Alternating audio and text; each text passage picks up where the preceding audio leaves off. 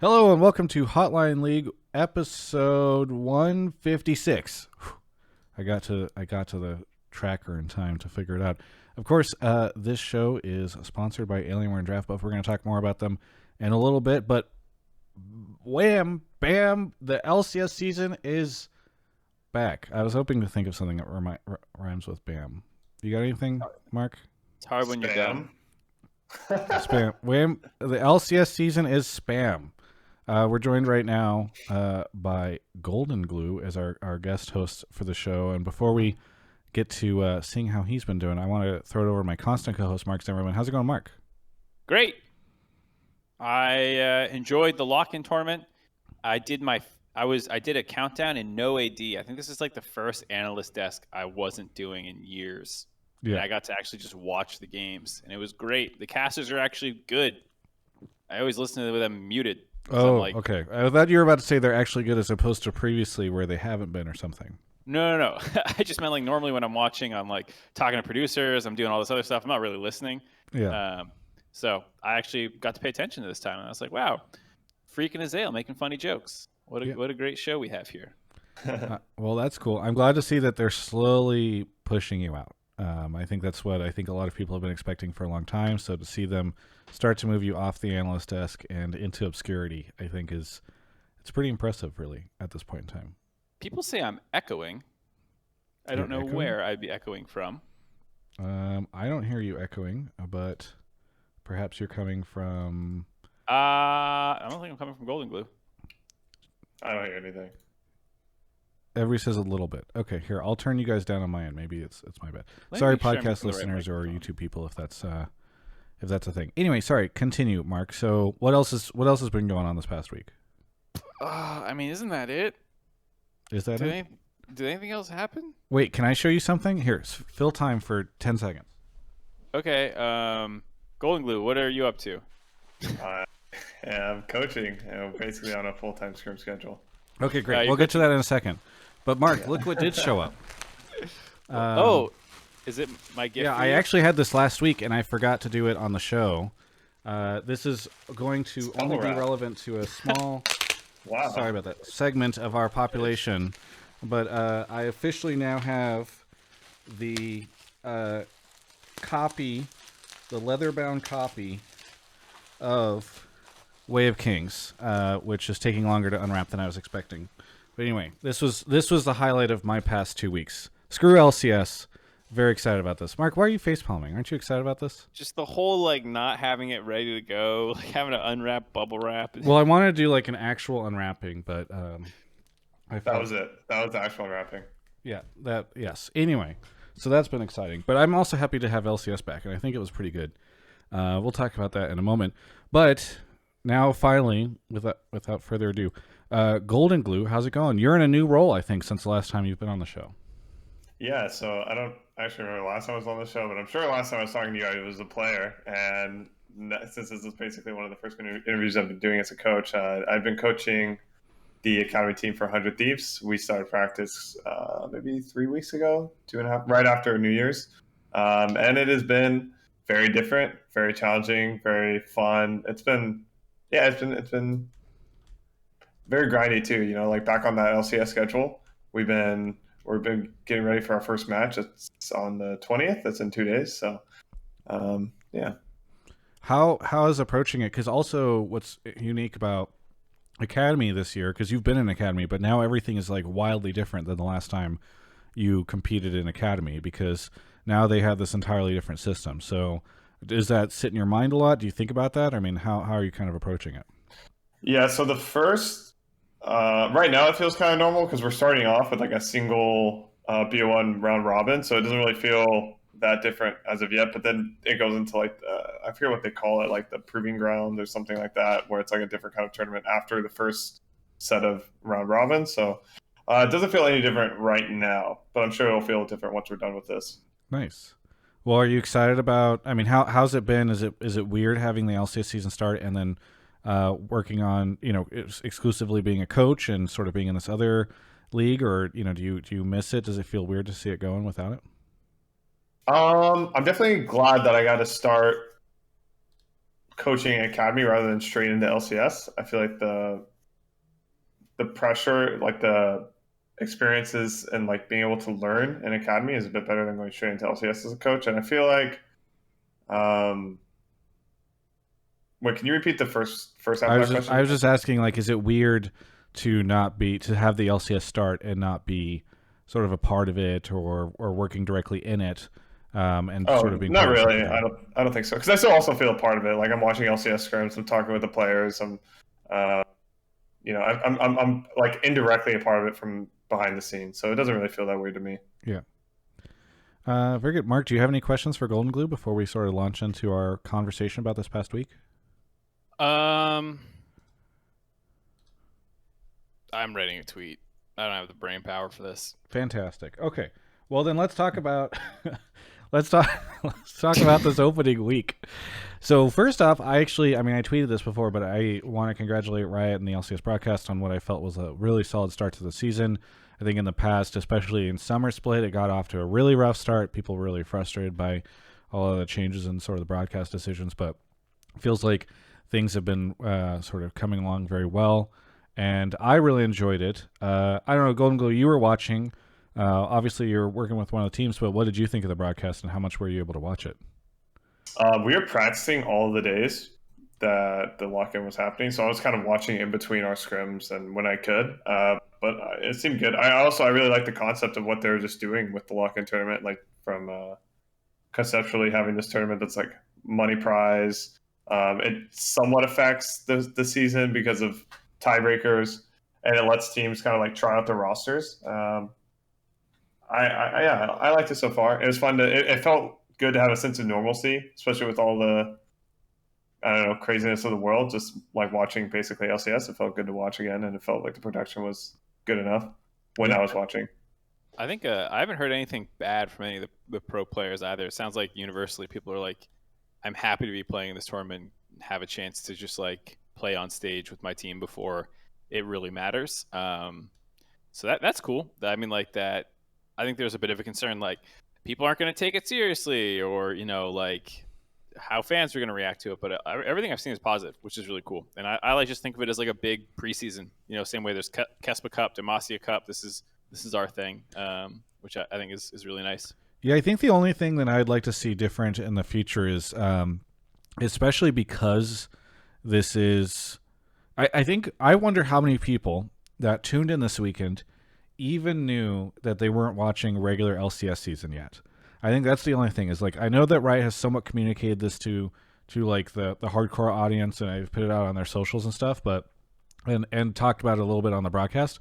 But I do almost wonder if they could have done even more to just like really slam it in your face and have people know that, like, oh, this is a separate tournament. Because I think a lot of people were like, why are the teams, some of them are playing not every day and some of them are playing twice in one day and all this stuff. So I think there's probably a decent amount of confusion around that. I don't know how much they really pushed it on the broadcast. But I mean, even some people on the Twitch chat are saying, wait, what? I didn't even know. So people that tune into Hotline League, which I personally consider to be some of the more hardcore audience, didn't even really know that this was a separate tournament. So I think they just really needed to push it a lot harder. I feel like that's pretty hard, though, because just LCS has been so standard for so long. People have the expectation of, like, this is what LCS is. So any kind of, like, adjustment, trying to run this kind of tournament, people are already going to expect it just normally LCS. I don't know how you can basically say, like, this is an LCS, Yeah, I think you just have to do it a ton with the branding and all that stuff, right? Like, you have to say, this is the lock-in, and have all these graphics, and maybe even refrain from using too many LCS graphics, which is really difficult in the same year that you were doing a rebrand. And so I totally get that. But on the note of the rebrand too, I mean, I know the last thing people really love to, they don't tune into the show to hear us talk about logos and iconography, but I think I am less of a fan of like the Vinca, the purple, but for instance, what Mark has behind him, I actually think it looks really well against the black backgrounds. And so the fact that they used a lot of black backgrounds and stuff for so much of the broadcast, I think it actually looked really well. Whereas if I was just hit in the face with all this purple, I think it would have been uncomfortable. So I don't know. I'm definitely coming around to the branding in a way where I was cautiously optimistic before. So trying to think. Obviously, the big story is so far EG is the only one that's undefeated. Yes. Yeah. And Impact seems really good as part of that. And I hear Renekton pretty good as well. Yeah. Is that about the whole weekend, boys? Mark, did I sum it all up? Mark? Hello? I mean, that's pretty true. I think, C9 sucks. Perkz is washed and not worth $5 million. Hooney's a paycheck stealer. There's all those other storylines going on. How good did we feel about Sword Art? Given, I feel like some people were like, yeah, he's okay, but like he's getting paid so much money that I think now that we're just seeing these huge salary numbers come out, I think a lot of people are starting to be like, it's rough whenever you pay this much money and then you get this kind of opening performance. People are like, I feel like there's a lot more pressure based off of the money than there was before. Yeah, maybe. I think he played pretty well. He had some good engages and stuff. He played Imperial Mandate Maokai. It's broken. And I don't remember him in Lost doing great in lane, but I don't remember them usually being the issue quite either. I think there's one game they struggled in during laning phase, but like I think a lot of the attention every game was just kind of on Hooney. I also feel like definitely popping off too was a that was a big thing this week. Deft hold the lead. It's definitely exciting to see how everything's been going over the course of the weekend. So I really enjoyed it. Trying to think if there's any other major conversations from this past week that we want to get into, or if we should just head straight into calls for Lock In. Mark, is there anything I'm forgetting?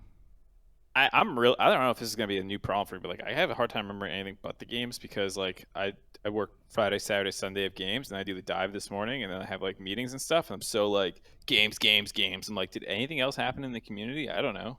I don't think so. And Twitch chat normally reminds us if there is anything. So I think it was mostly just the Lock In stuff.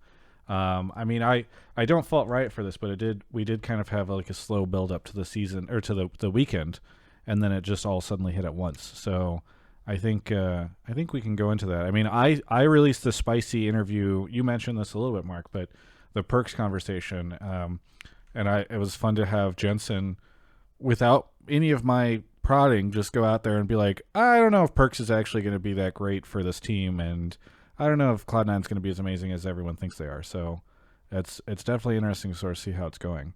You guys have frozen a little bit on my screen. I need to figure that out. But either way, why don't we just get into calls? Mark, do you want to explain how the show works for people who don't remember?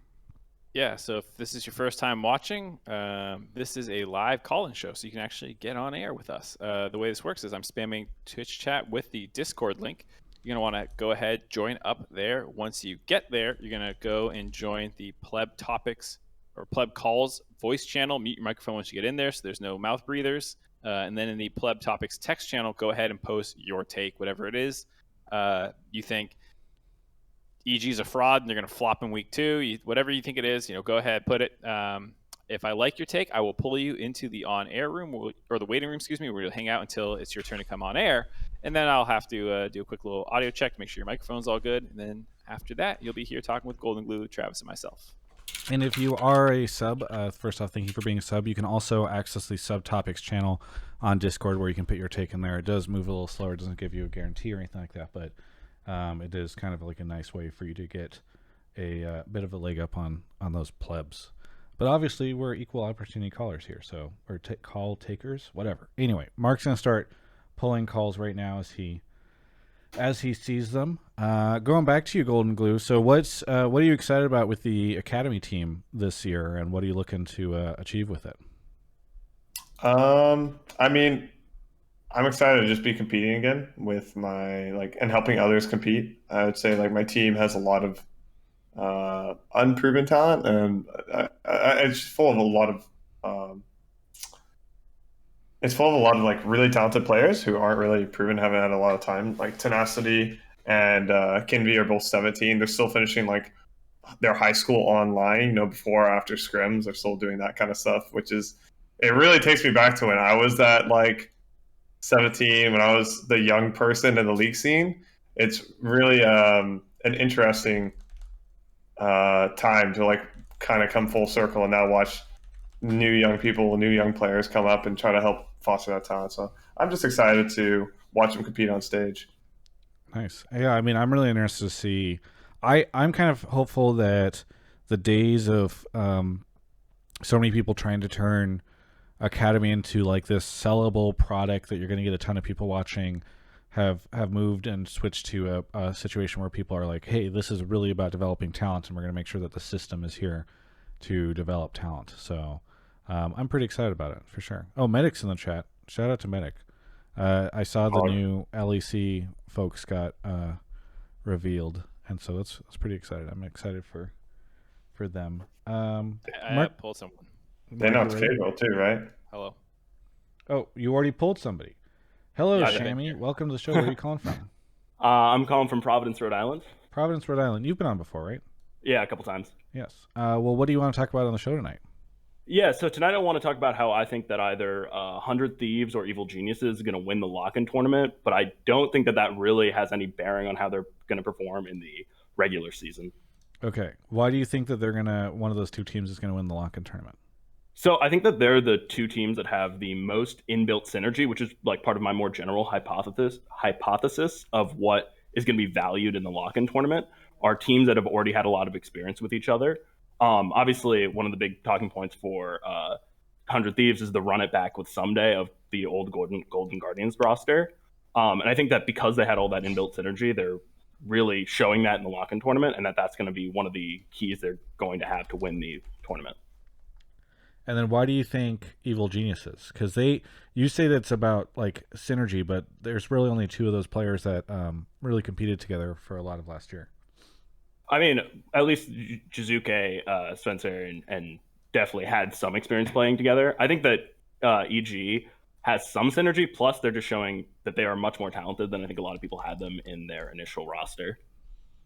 Yeah, I mean, obviously they're showing a lot of talent, and just I don't know if I look at that team and I'm like, well, I get it with the 100T thing because you're basically just swapping out one player, and even then you're still making like a coach change in that situation, or coaching changes. But the EG one is a little bit more difficult for me to take because I just don't think it's not like a situation where it's like, well, they made the one change. It's like this was for the most part not the team that was together last year in most positions. So, and they even have a coaching. Did change EG as well. change majorly on the coaching side or on the back end? Not majorly, but they did bring in They brought a new head coach, but I don't think he's here in LA yet. No, he's not. So he's still remote. But still, I mean, different head coach. That's a change in philosophy, etc. They have. I know that they're still working with Artemis and the folks. I think I saw Artemis in the chat earlier. But he is in the chat. Yeah. Even Artemis, who is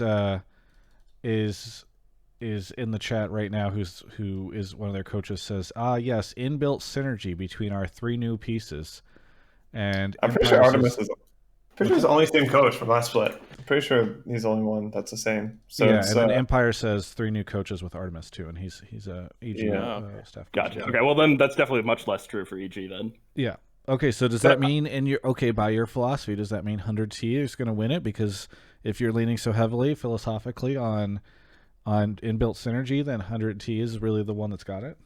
I mean, I think that, right, it's not 100% guaranteed anything. I think that it just gives them much higher likelihood of winning it. And I think they showed in their play good teamwork, and they haven't changed their philosophy in how they're playing. Like if you look at C9, the whole composition is now much more focused on Perkz, and that is a much larger change than replacing Someday, for example. Yeah. And so I think that is on the top side, but I think that issue of rebuilding synergy on C9 is what's going to hold them back from winning the tournament, which I think a lot of people had that going in.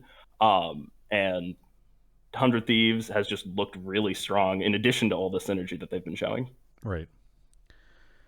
Well, yeah, as I am 100 Thieves, I agree with you that we are favored to win this tournament with all of our synergy. This is unrelated a little bit, but Goldenglue, how closely do you and like the academy team and stuff like work with the main roster? Because I think it can vary quite a bit. So I was wondering if you guys are close with them or not. Yeah, so we're trying to be pretty close. Obviously, I've been on organizations where that is very much a thing. Like on Cloud9, I was on the academy and the main team are pretty intertwined. And I'd say we're kind of trying to follow a pretty similar philosophies. We have scrimmed our main team probably already like 3+ times since practices start, which is quite a bit for an academy team, scrimming their main team. And we do warm-ups with them before the LCS matches, or we have done that as well. So there's quite a bit of cohesion between like our two teams. And yeah. Oh, Mark, you're muted. Fuck me. Yeah, I think it's just like each team is like really different, and so I think it's always good to know like, are you guys actually like working with the academy team, or like, because sometimes people get like the wrong people get credit. It's like, oh my god, this team, they've been grown up by all the other players on there, and it's like, no, that was like just the coach doing that, or like just the players themselves like earning that. So, yeah. I mean, I kind of agree with the caller in some regards. I expect EG looks really good. It's worth noting that they probably have a little bit easier of a group. I mean, they played C9, Immortals, and Dignitas. Yeah, with FlyQuest. Immortals has subs. And Dignitas is Dignitas.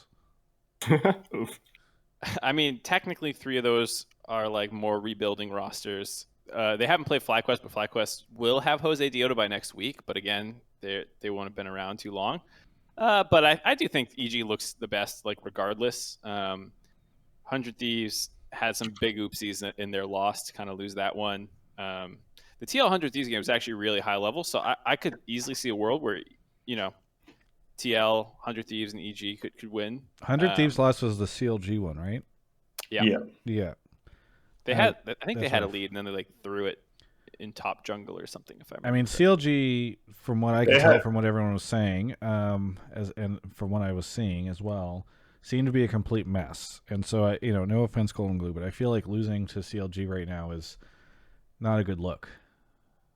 Yeah, I mean, I think if you actually watch the games, it kind of felt like, to me, we got outscaled to a certain point and outranged in team fights, and it didn't really, to me, seem like a huge, like, we're so bad, that's why we lost. It's kind of like, I think we learned stuff from draft and strategy from that game, and then we kind of applied it to our game versus Team Liquid. So I don't know. To me, it's kind of, our loss against CLG wasn't like that worrying. Although people's like, if you're just going to look directly at power rankings, like, why are you losing to that team? It's like, okay, sure, yeah. I mean, yeah, that's what I did, and I said, why are you losing to that team?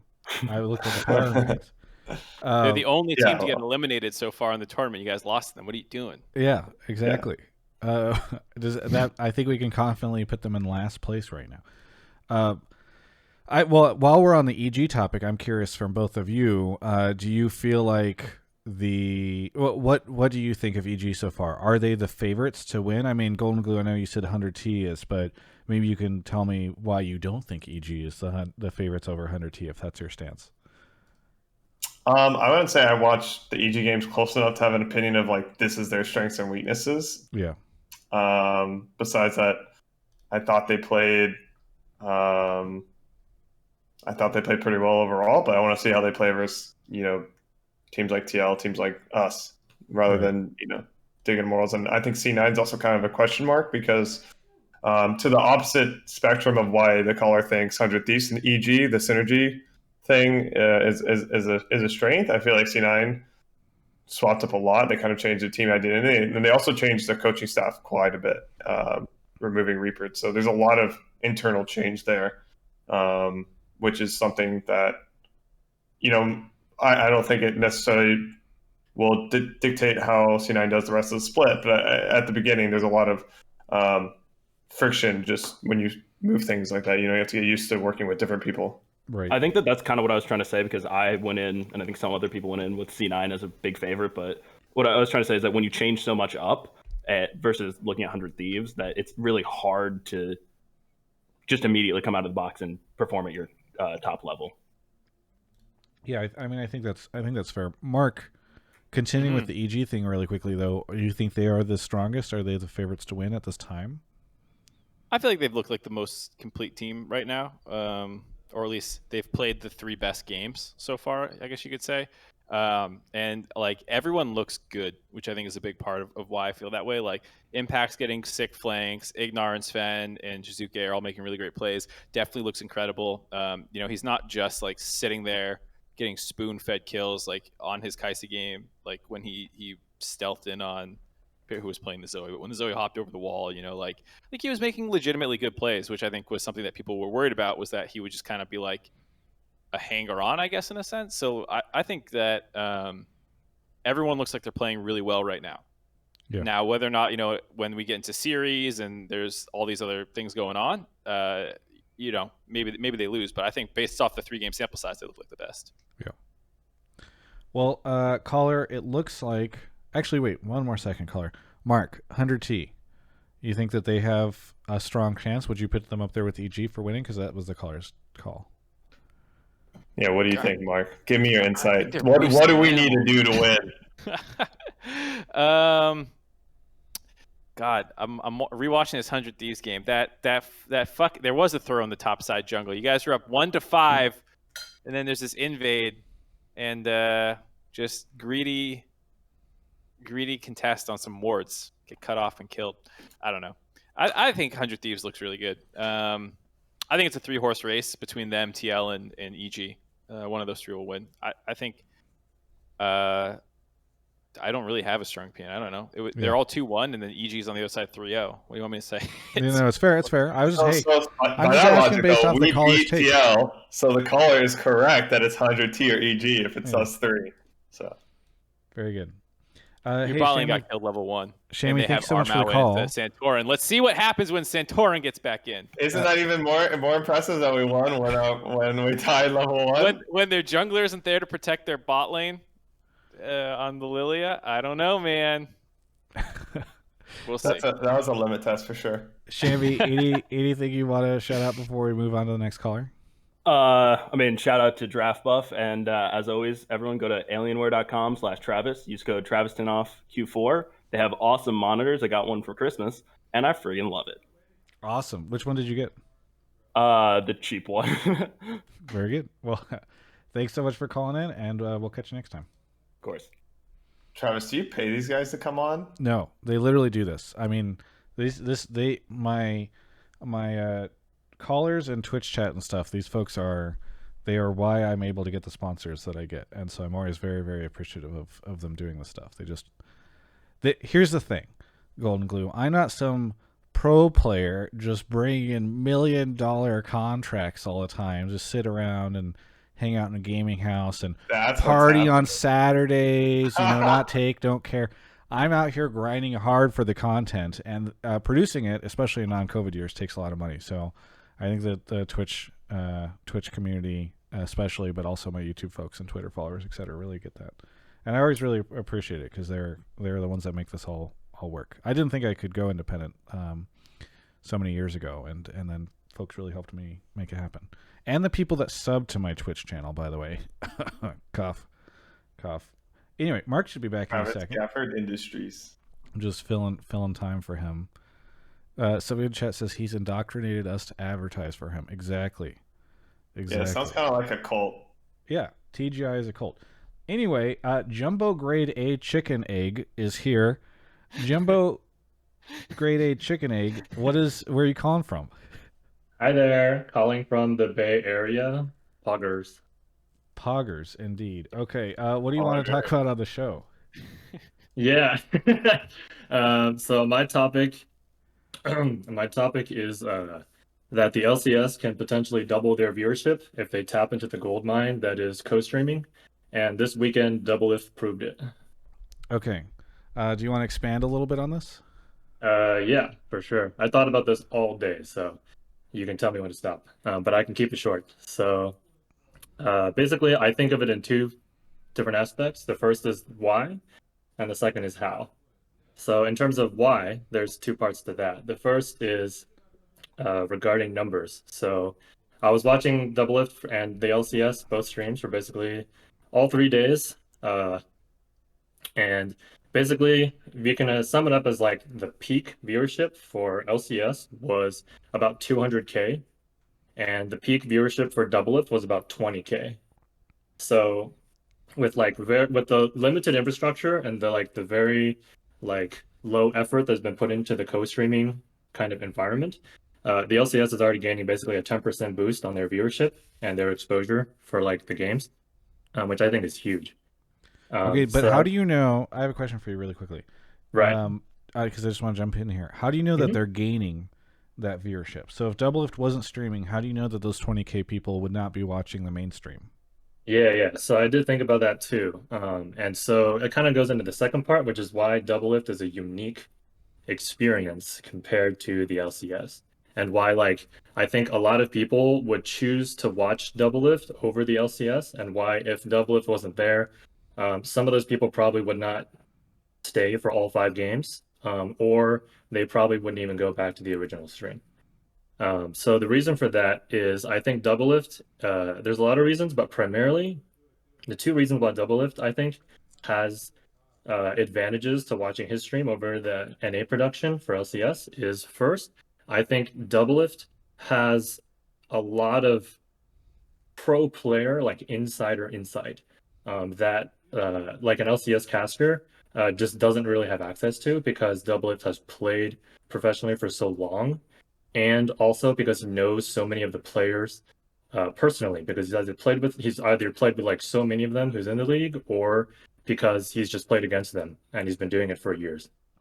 So for example, there was the game, I think it was Dig versus EG, and it was Fate God versus Impact in the top lane, and Impact went Renekton, and he basically bodied Fate God, and he had a huge lead, and then he basically just like took over the game, and EG won that game primarily through the Renekton snowball from top. And basically for a lot of that game, Doublelift was basically reading Impact like a book. Like every single play that he made, like his rotations, his backs, like why he went in, and all that. And it's like a lot of that can come from the fact that Doublelift played with Impact on Team Liquid for like 4 seasons, maybe 5 or more. And that's like an insight that like an LCS caster can't really provide, and it's not for everyone, which is why Doublelift only has 20K viewers and LCS is 200K. But like hardcore fans, or just like people who are looking for, that extra level of depth, can really find it from Doublelift. The second part is biased commentary. Sorry, if I can just finish this. Doublelift is like not obligated to say things in a certain way or to say certain things. So that means that he can provide unfiltered, like down to the ground commentary about what's going on. And that often results in flame, because Doublelift likes to flame people. But it also means that like we can hear very honest opinions about what's going on in the game, that maybe LCS casters, for obvious reasons, like might not want to be so direct about or be so honest about. And I think that also manifests in his interviews. So Doublelift interviewed, I think, 3 to 4 people over the course of the 3 days, and every single interview was very like casual, and also very insightful, in the sense that Doublelift can ask questions to the players that the players maybe normally wouldn't be comfortable asking, or like being asked, and then would also not be comfortable providing a direct answer to. But Doublelift, because he knows a lot of these players, and because he was a former pro player and a lot of people look up to him, a lot of players that he brings in, he's like good friends with, or he knows them well. And so the players come in and they're willing to answer like more specific and more like down to earth questions about like, Okay. the nitty gritty. Okay. I'm gonna sorry. There's a to cut lot you of off. It's pieces just to this. We need to I hop mean, into this. Yeah. here's the big problem with like your take.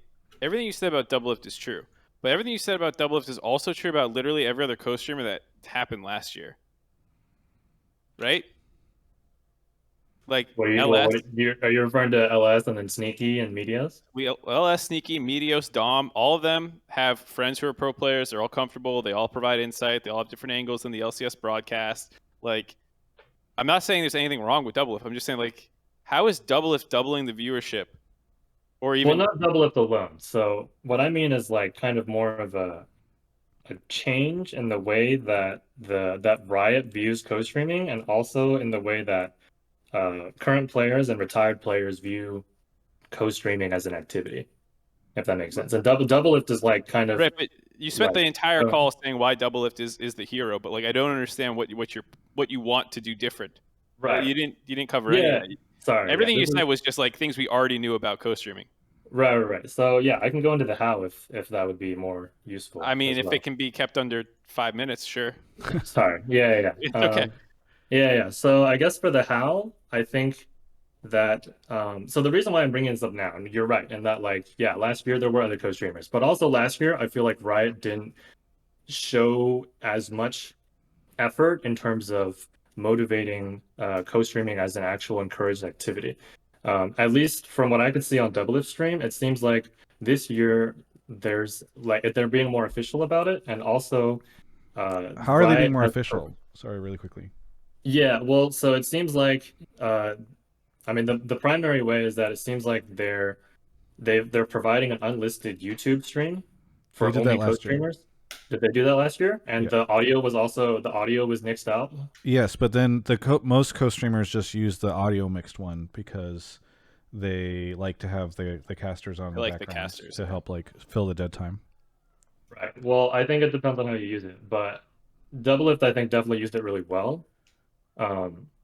Basically what I'm saying is like I think they can expand more on that, and they can essentially like provide a better streaming template that co-streamers can use. So for example, in Champion Select, Doublelift, I'm just using Doublelift because he was the best example over this weekend. Doublelift over Champion Select was using the co-streamer stream, and the audio was muted for the casters, but the casters were still on the Champion Select template.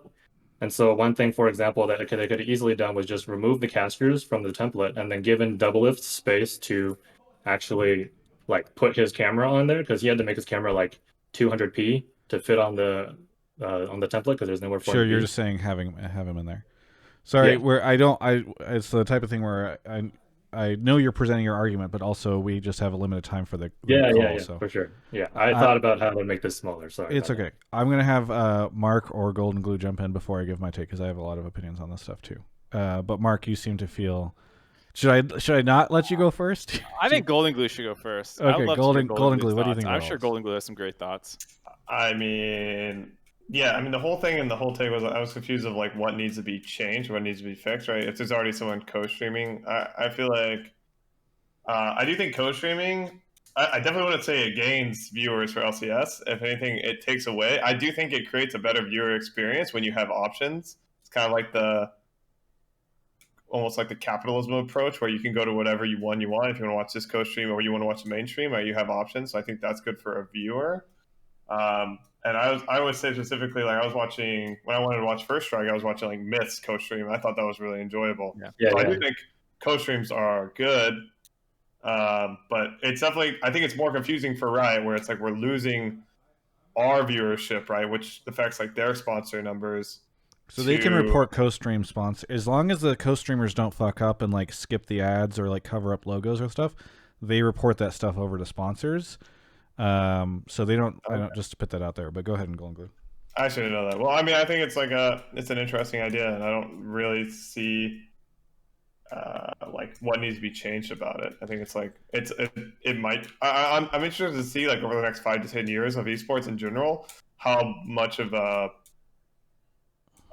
place co-streaming has just in like esports in general, because I'm pretty sure for the Valorant tournament, like the Myth and Ninja streams have way more viewership than the mainstream, which I thought was really interesting. Like, where's the future going to be? Is it just going to be, mega popular streamers like hosting all the tournaments? I don't know. It's going to be interesting. Okay, so here I'll go really quickly, Mark, or not so quickly unless you really want to dive in. Okay. Here's all the problems I think out of here with what you're saying, Jumbo Grade A Chicken Egg. So a couple different things. One, I'm still not convinced that anything that you've said has presented a situation where people who where Doublelift is bringing additive audience to the platform. Like, I think the people that watch Doublelift and are fans of him are already LCS viewers. The only argument I could see being made is that he's helping keep viewers that would previously decide to stop watching if Doublelift left the league because they were big fans of him and now they feel like he's not there.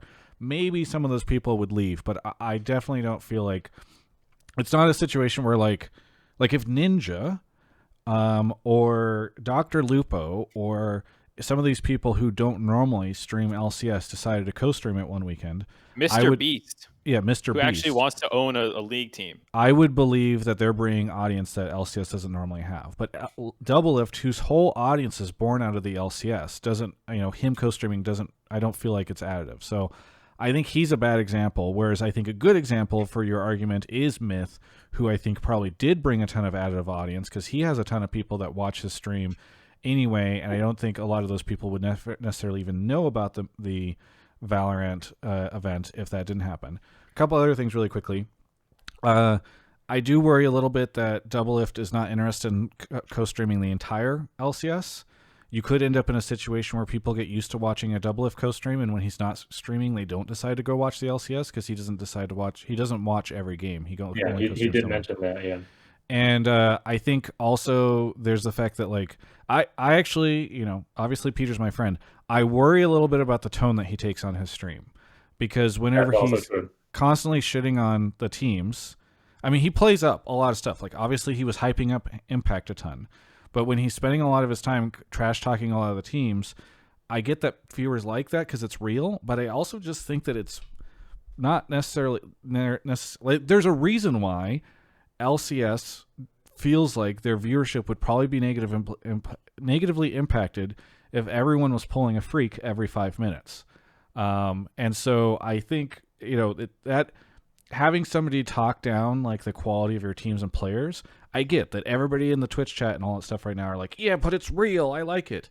But being real and you liking it doesn't necessarily mean that that's going to increase viewership, which is sort of the main point that you're going for here. So I worry a little bit about that. I also I don't know. I think I'm not saying co-streaming is bad. I think it's good.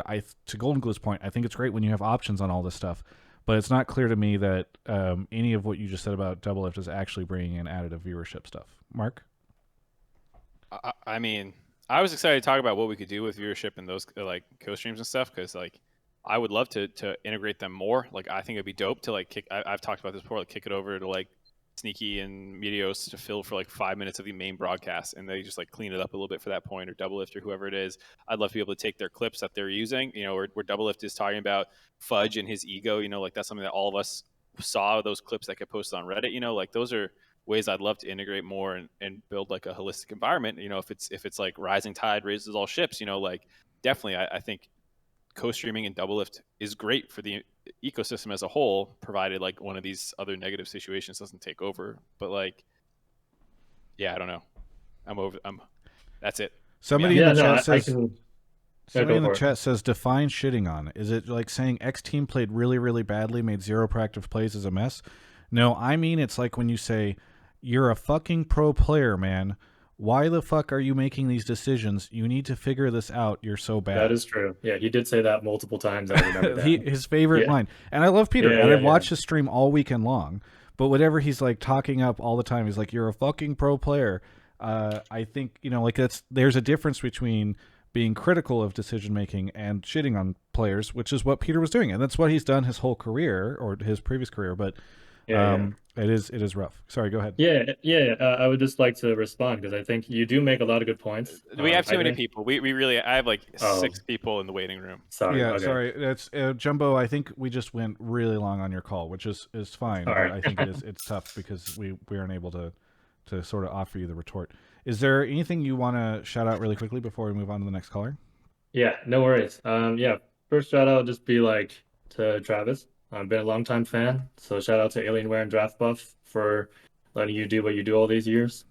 Also shout out to the LCS. Doublelift had a great broadcast, but I also thought that the rebrand and the LCS production was much, much better this year. So shout out to you, Mark, for being a part of that and making that so much better. Yeah, I had nothing to do with it. It was all the production people. I just showed up a fucking week and a half ago, and I was looks great, everybody. Good job. Mark Z single-handedly don't be humble. used Adobe Illustrator to I was in create the paint logo. drawing that LCS logo pixel by pixel, man. Thanks, Jumbo. Have a good one. Yeah, you too. Thanks. G says, Mark, why are you hiding that hairline? Thoughts? I'm wearing a toupee right now, actually. So normally my hair goes this way, but I realized if I go the other way, it looks a little bit more feathered, a little bit more layered. I love people are we Mark was like, "We got to go get these new collars," and then he's like, "But look at my hair, the way it That's works." a life changer though. Like my hair always goes this way. Like it does, right? It's like look at this look compared to this one. Mark, maybe we're ready for the next night and caller. day. Are you? I've been ready for 10 minutes, man. Jesus. Twitch chat. Oh, it's Trick2G is in there. Yeah, he's the one that shouted out. Yeah, you're right. Twitch chat was mentioning earlier that, oh yeah, but how much of responsibility does Doublelift have to not should people have I am not saying that Doublelift shouldn't be doing that, although I am saying that I think it doesn't help with viewership. We can debate whether or not that's a good thing that he's doing it. It's probably great for him because he gets good viewership whenever he's shitting on people. People want to tune in for that. But I don't know if that helps long-term the health of the league. To Papa Smithy's point, I think, in there earlier. Let's see. And people don't want to hear me say that, though, because they want to just say, well, yeah, but I want to hear him shit on people. MSA, is that how you say it, or is it Messe? It's just Messi. Name's Jesse. Just a play on the name. Because you put an underscore there, so it threw me off. Messi is here. Messi, where are you calling from? I'm calling from Wisconsin. Wisconsin. What do you want to talk about on the show? I want to talk about Blaber. I'm a big C9 fan, biased. So I honestly think that he deserved. He got a lot of hate last year, summer specifically, obviously, after their downfall.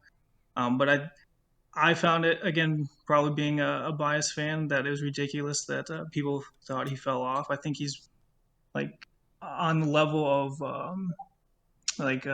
season 5-6 Bjergsen, when he was just taking over the league.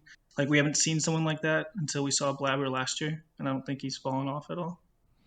Goldenglue, do you Mark and I just talked a lot in that last call, so I'm kind of curious what you think of Blaber. I mean, the caller, it sounds like he is suggesting that maybe people were too critical of his downfall last year.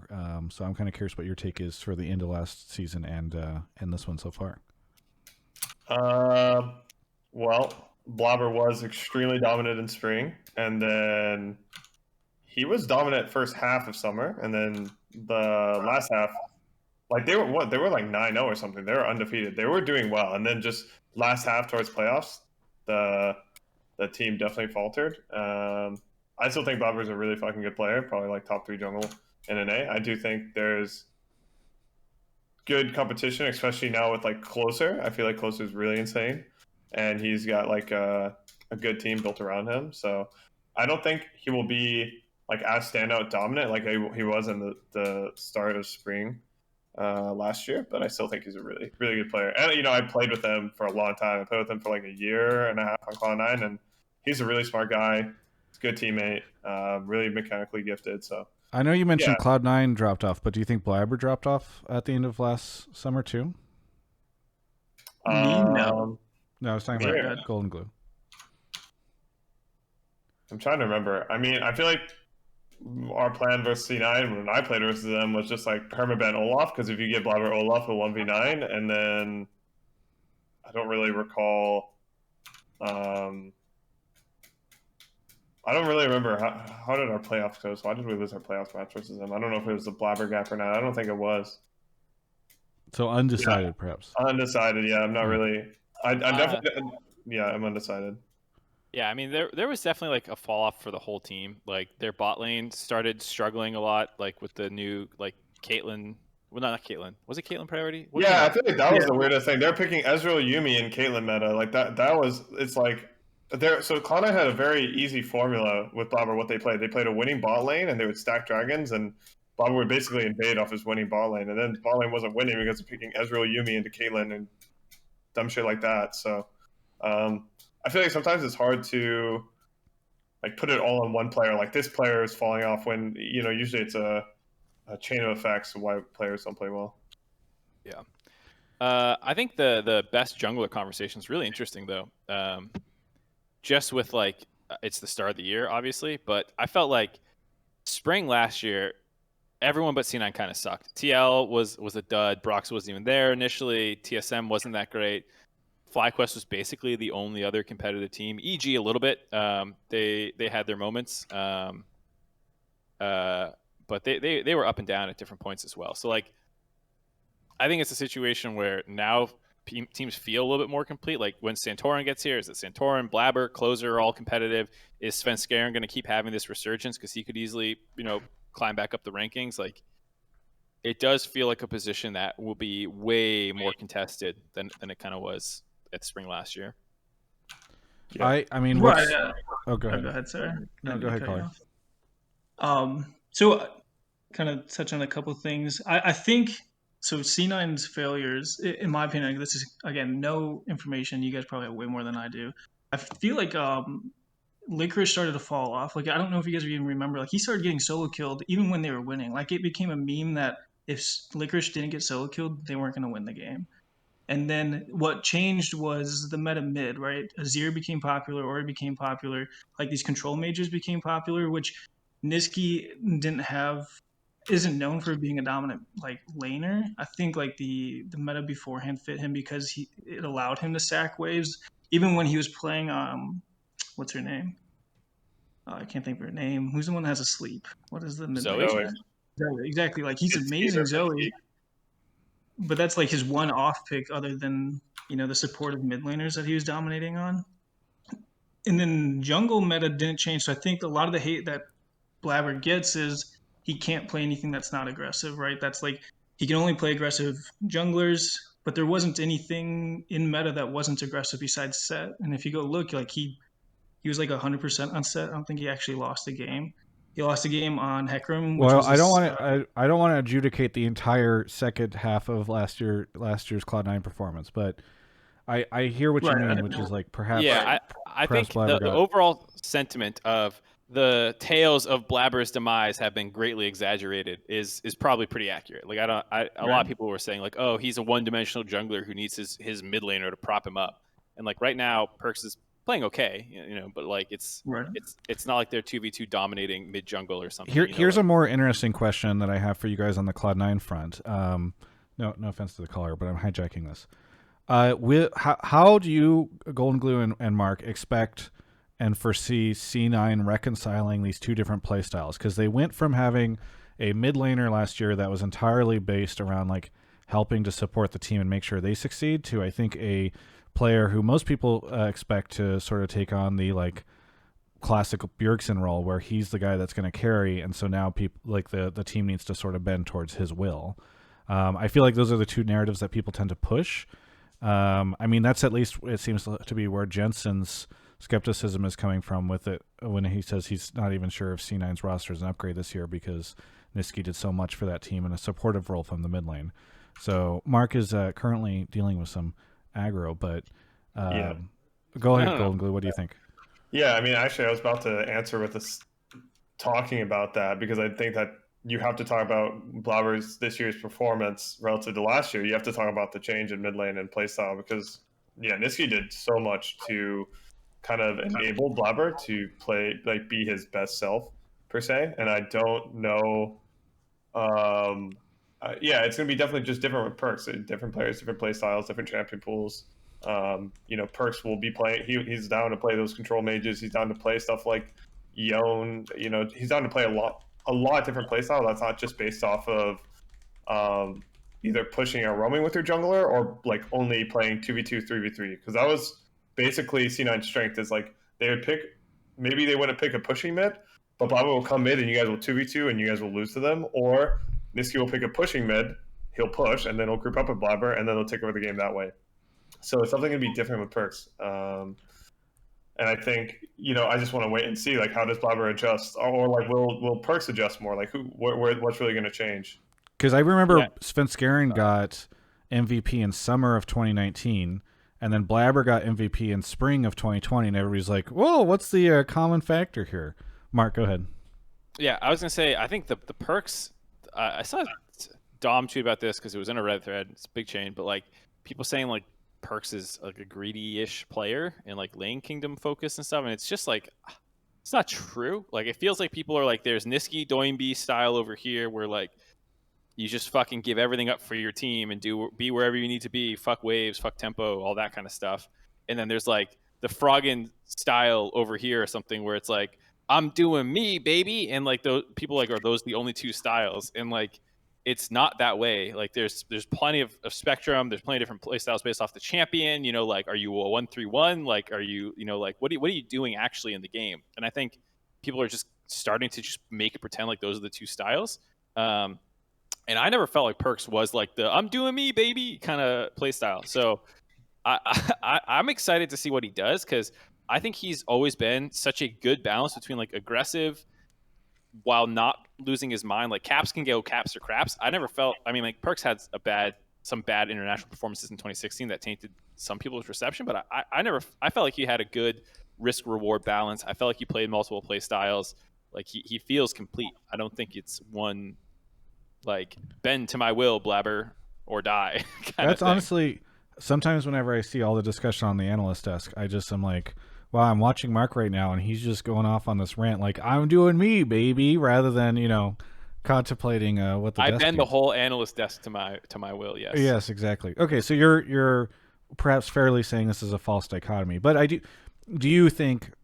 But Mark, I think what is fair is to say what Goldenglue was insinuating, I believe, which is like they are not in the middle right now, so they have to figure out a way to like find this space right now. Like blaber Nisqy and Perkz were on the opposite ends of that spectrum.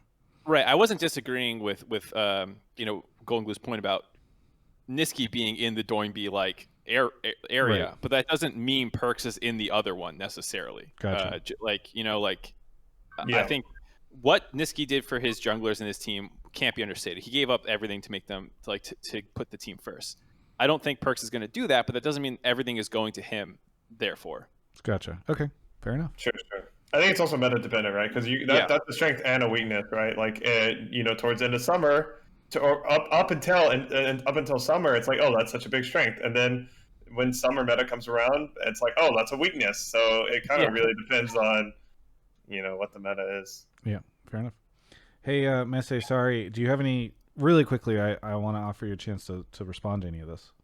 I know we kind of went off topic. I think I completely forgot about blaber's Gragas. I think remember those ganks mid that he pulled Blaber off? has a nasty Gragas. Yeah. Right. So I think that even highlights to how good him and Perkz can be. Like that, it's not. I think people remember as Nisqy leaving mid, roaming in the jungle with blaber, which it wasn't the case in spring. So I think it shows he can play to this gank heavy, not just invade heavy style, which would help Perkz if anything. And I also think the game against EG, Perkz is probably limit testing a little bit. He did an interview, I think that was on Reddit today, not a video one, but he talked about how there were times where it looked like he was inting, but it's because the team wasn't on the same page. So if they all engaged at one point, they could have won the fight or whatever could have happened. So I think there's more to it than just the stats it showed, or even his play. They just have to grow a little bit.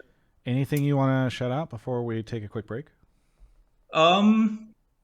No, first caller, awesome. And I have a couple buddies that I've been gaming with for a long time in Wisconsin. So if they watch this, usually one of them does. Shout out to Johnson. That's nice. it. Well, shout out. Congratulations to him on his Dignitas situation. Messi, thank you so much for the call, and we'll catch you next time. Thank you. Yeah. All right, we're going to take a quick, really quickly. What, Mark? Did you have something you want to say? No, I was going to ask if we're doing a break. We're going to take a quick break to talk about Alienware, the sponsor for the show. Thank you so much to Alienware for sponsoring Hotline League and so much of what we do. At CES this past week, they announced their new R4 versions of the M15 and M17. Those are using the new 3000 series graphics that are available now in a laptop version. So go take a look at their notebooks. You can check them out at alienware.com/Travis. You can use Travis 10 off Q4. Also take a look at their crazy, is it 360? I think it's 360 hertz refresh, but I want to just check it. 360 hertz refresh monitor. I was actually just reading a Tom's Guide review of it. 4.5 out of 5 stars. Really high reviews for it, talking about just how insane it is to be able to play on a monitor that has that high refresh rate and such low latency. So it's always kind of cool. Obviously, I understand sometimes people are skeptical about the marketing behind some of the stuff, but whenever you see something like that where they go in so in depth in the review on what it's like using that and sort of the testing testing methods that they use to verify that stuff. I think it's super fascinating as somebody who's really interested in tech myself. So it's really neat to see them just really just talk about how great it is. I think they started off with Alienware's AW2521H is one of the fastest monitors we've ever tested. So it's just really cool to see that coming out of Alienware. That's one of their new monitors. You can go check it out. Again, all that and more over at alienware.com/Travis, and you can use Travis10 off Q4 to save 10% off your order when you're over there. Moving on to the next caller. Mark's going to go grab them. Yeah, let's what do you like? What do you like? What did I miss? I just went through it so quickly. Nothing. Oh, I'm gonna tell. Goldenglue posted like in OnlyFans Goldenglue into Twitch chat, but it was a real account. Like it actually went to some other person. Okay. And now everyone just has a history. I think I have to time out Goldenglue for that. Unfortunately, for the I lost moderator privileges. We'll see. Maybe once you've served your timeout, Goldenglue, we can reinstate you. I don't know how I feel about that. Anyway, Industries, we're not Travis Gabbard Industries just partying every Saturday. True. Making millions of dollars. We have to struggle out here. This is one of the ways I have to support myself. Le Tigers just subbed for 6 months. Not like it's been 6 months since she subbed. She just subbed for 6 months all at once as a tier 1 sub. Thank you, Le Tigers, for the sub. That's very, very generous of you. Clearly, you've inked a long-time contract with Riot if you feel so comfortable popping in on that. That's really cool. Naked Homeless Man, thank you for the 36 months as well. We've just got all the great people subbing today. 3 years. Insane. Ivy is here. Ivy, where are you calling from? I'm calling from Canada. Canada. Well, what do you want to talk about on the show tonight? I'm calling about how TL's current roster will win the season, but won't do anything impressive at Worlds. And it's for the same reason that CLG won't do particularly well with their roster, but on a lower scale, obviously. And it's also what TSM did for a while. Okay. It's interesting when you use CLG as the comparison lever for Team Liquid's poor performance. So I'm kind of curious about this. So you're saying TL is going to win this year, and they will fail at Worlds. The same way TSM did, and Goldenglue, you're very excited about this. I don't know. No, it's just so funny, right? It's like no matter what Team Liquid does, right? It seems like that's the narrative. Like, these guys will just win again and then shit the bed at Worlds. I don't know. That's hilarious. Well, go ahead and let's just hear from her why this is the case. Go ahead, Ivy. Everyone shits the bed at Worlds, except C9 very occasionally gets to like quarters or win semis once. So I'm not a TL fan. I actually kind of hate them. And their current, I didn't used to hate them. I used to be super indifferent. But now they're doing the same thing TSM was doing. TSM used to use their clout, I guess, as a popular team to get players that were very good. And TL just uses big sacks of money. And I'm a TSM hater, and I've slowly grown a hate for TL over time. And so what they've done is they've collected a few players. I mean, Tactical, I'll give them, is an actual rookie that they've built up. And I'm not super familiar with Alfari. But what they've done is collected a bunch of players that are near the top, but not super impressive, like Jensen. And previously Double. If they're getting players that they're like, this is a superstar, I'm going to slot it in, have all superstars, and then win. But they don't have any inherent synergy in the way that these people want to play. And they're usually older players that have built-in ways that they do stuff that are really ground into them. And then all of those little incongruities in how they want to play the game get in each other's way. And then they beat everyone in our region because they can just outlane them at a basic level. Their mechanics are better. But then when they get into the world scene, they play players that are similarly mechanically inclined but have better meta play. And CLG is doing the same thing, except at the mid-tier LCS level, where they've got a bunch of these players that are old with skills that are developed. They're known players. They're pretty good. They're not amazing. They're A tier, if you want to call TL S tier, and they're not going to do anything with it because all of their inherent built up ways that they play are not going to work together at all. You're TLDR fuck old players. I feel like that's a TLDR. No, not at all. There are superstar players, but they're not superstars. None of these players are superstars. They're one tick below them. For CLG, right? No, for Core JJ maybe I'll give you is a superstar player, one of those players that's amazing.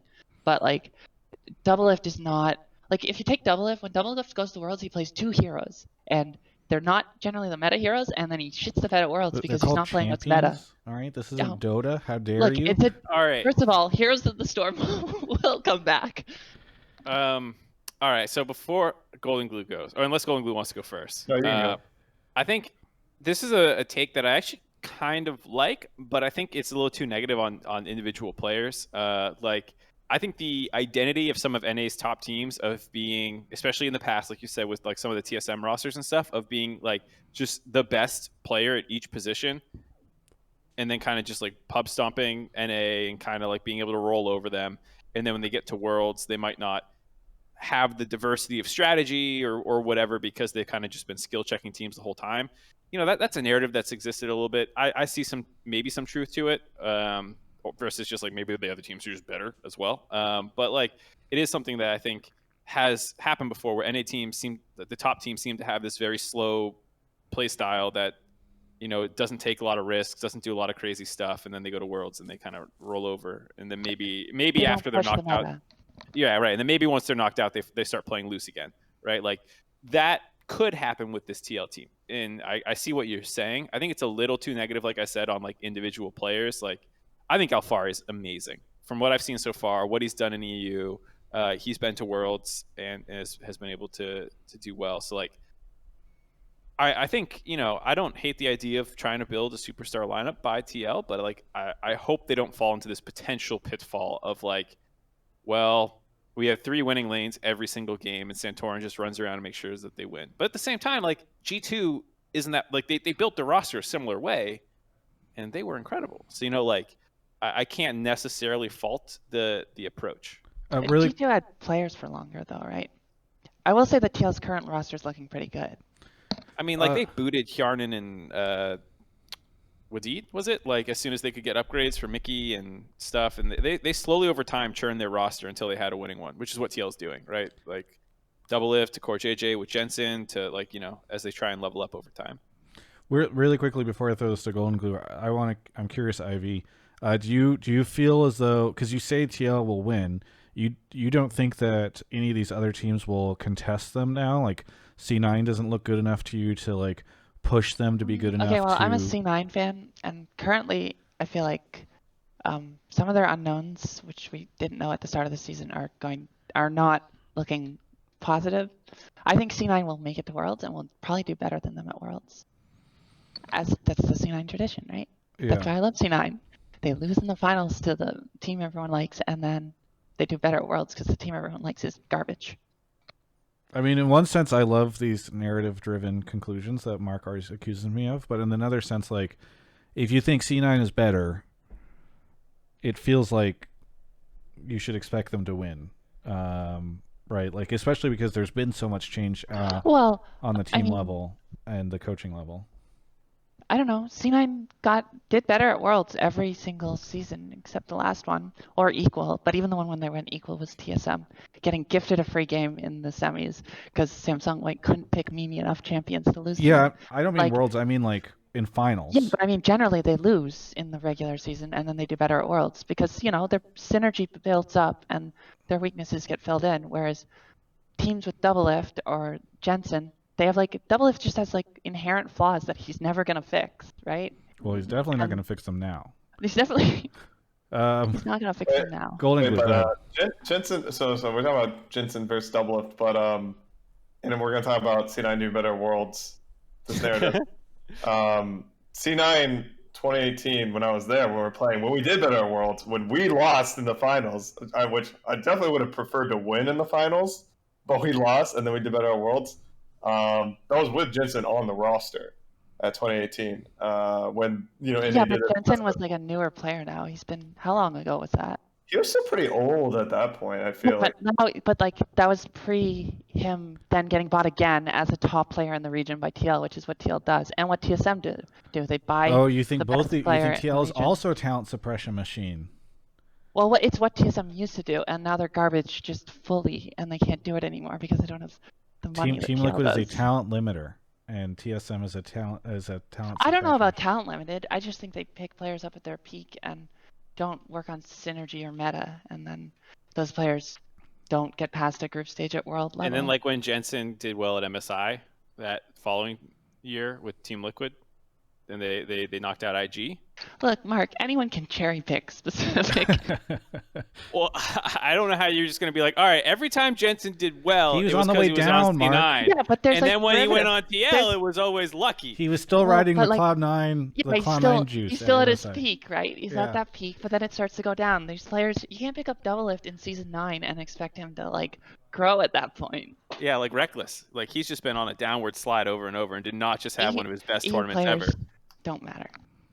Okay. all right. Goldenglue, do you have any thoughts you're on this? You're getting kind of off close the this main out? point, which is not that these players can't be good. It's that they're put together without any thought. Right. So like in that regard, right? Like just buying superstar players and slapping them together, whatever. I mean, I think that's the core point. I agree.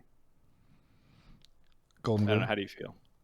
I mean, I feel like for TL, like I do think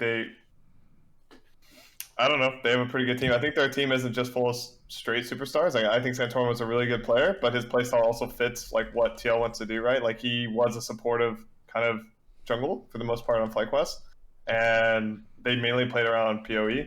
Now he has like 3 lanes to play around, so I feel like there is still some like thought process behind putting in these rosters, and I don't necessarily think it's purely just getting the best player for each role. I don't think even when TL was winning, I don't think they were doing that either. Like you can look at the lanes and say that, but still their jungler was like Smithy when they were winning, and still similar play style of like, supportive jungler. And then if you want to talk about NA getting shit on the Worlds, well, just like, China and Korea is pretty good at League of Legends. Like I don't know, we could mastermind think about how to beat them, all day. Like. But they're beating us, so. Very good. Hey, Ivy, thanks so much for the call. Anything you want to shout out? It was very entertaining. Yeah, actually, I want to shout out you, Travis. I've been watching you for like ever, and you've turned from this like gruff sort of troglodyte to a really professional reporter. And I really respect like how you've made yourself a career and like become this like big name in esports. And I really feel like one day I'm gonna tune in. I'm going to tune in and see you with a major sponsorship like MasterCard or Coca-Cola or even Dare to Dream Tidy Cats. Very good. That's such an old reference. I don't even know how many of the people. It's like 3 years old now, but I know that some of the old school. I've done this every time I've come on the show. And I know. Anyway, thanks so much. Thanks so much for the call. We'll catch you later. What is a troglodyte? Oh, a person who lived in a cave. I respect that she at least fire shot at everyone, not just players. Travis is a troglodyte. Yeah. And I want to say, people in the Twitch chat freak out and they're like, hang up. I'm like, okay, listen, everybody. We were having fun on that call. And also, like, if Twitch chat complains about, like, oh, not a hot take, and then somebody calls in with, like, a fun, spicy one, and everybody goes, hang up, this take is bad. We would just never have a caller on this show. Mark, go ahead. I was going to say, I want to say that our sponsors are major sponsors to me. Our sponsors are major sponsors. Yeah, I agree. Yeah, I think Draftbuff is going to IPO any minute. I hear that's going to happen. I can't post links anymore, Travis. I was just about to post a photo of a troglodyte. You've lost your posting privileges. I just want to say everyone should Google what a troglodyte is and look at the images. And have that right up next to Travis. Yeah, thank you. I appreciate that. Anyway, that's so funny. You can't post links anymore. Way to go. That's fair, though. That's fair. Yeah. TopHatMatt is here. TopHatMatt, where are you calling from? I'm calling from St. Louis. St. Louis. Were you on the show previously? I wasn't, no. Okay. Were you at our St. Louis show? I was, yeah. My friend actually got on the show. Nice. Okay. Well, what do you want to talk about on the show? All right. Hear me out here. Think by the end of spring, Immortals is going to eventually become a top 6 team. By the end of spring, Immortals will be a top 6 team. Okay. Or like quotation spring or like whatever before the MSI tournament, right? Yeah. Okay. Whatever. Here's my question. You haven't even seen this roster play together. They're playing with like this weird zombie roster. Yeah. So like this is a very, very hot take. And I don't know if there's much seasoning in it, I guess is the way I would put it. But it's definitely a shot in the dark, I will say. But Yeah, right.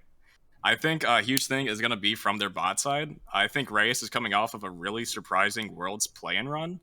Like, I don't think anybody thought Order was really going to do that well in play-ins, especially given their group. Like, Mad Lions, I think TL was in their group, and a few other people.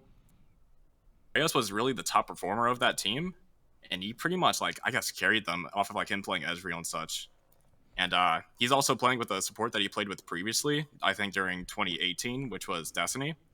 And with their time together, I think it was on Chiefs Esports Club. They were by far, I think, in my opinion, the best in bot side.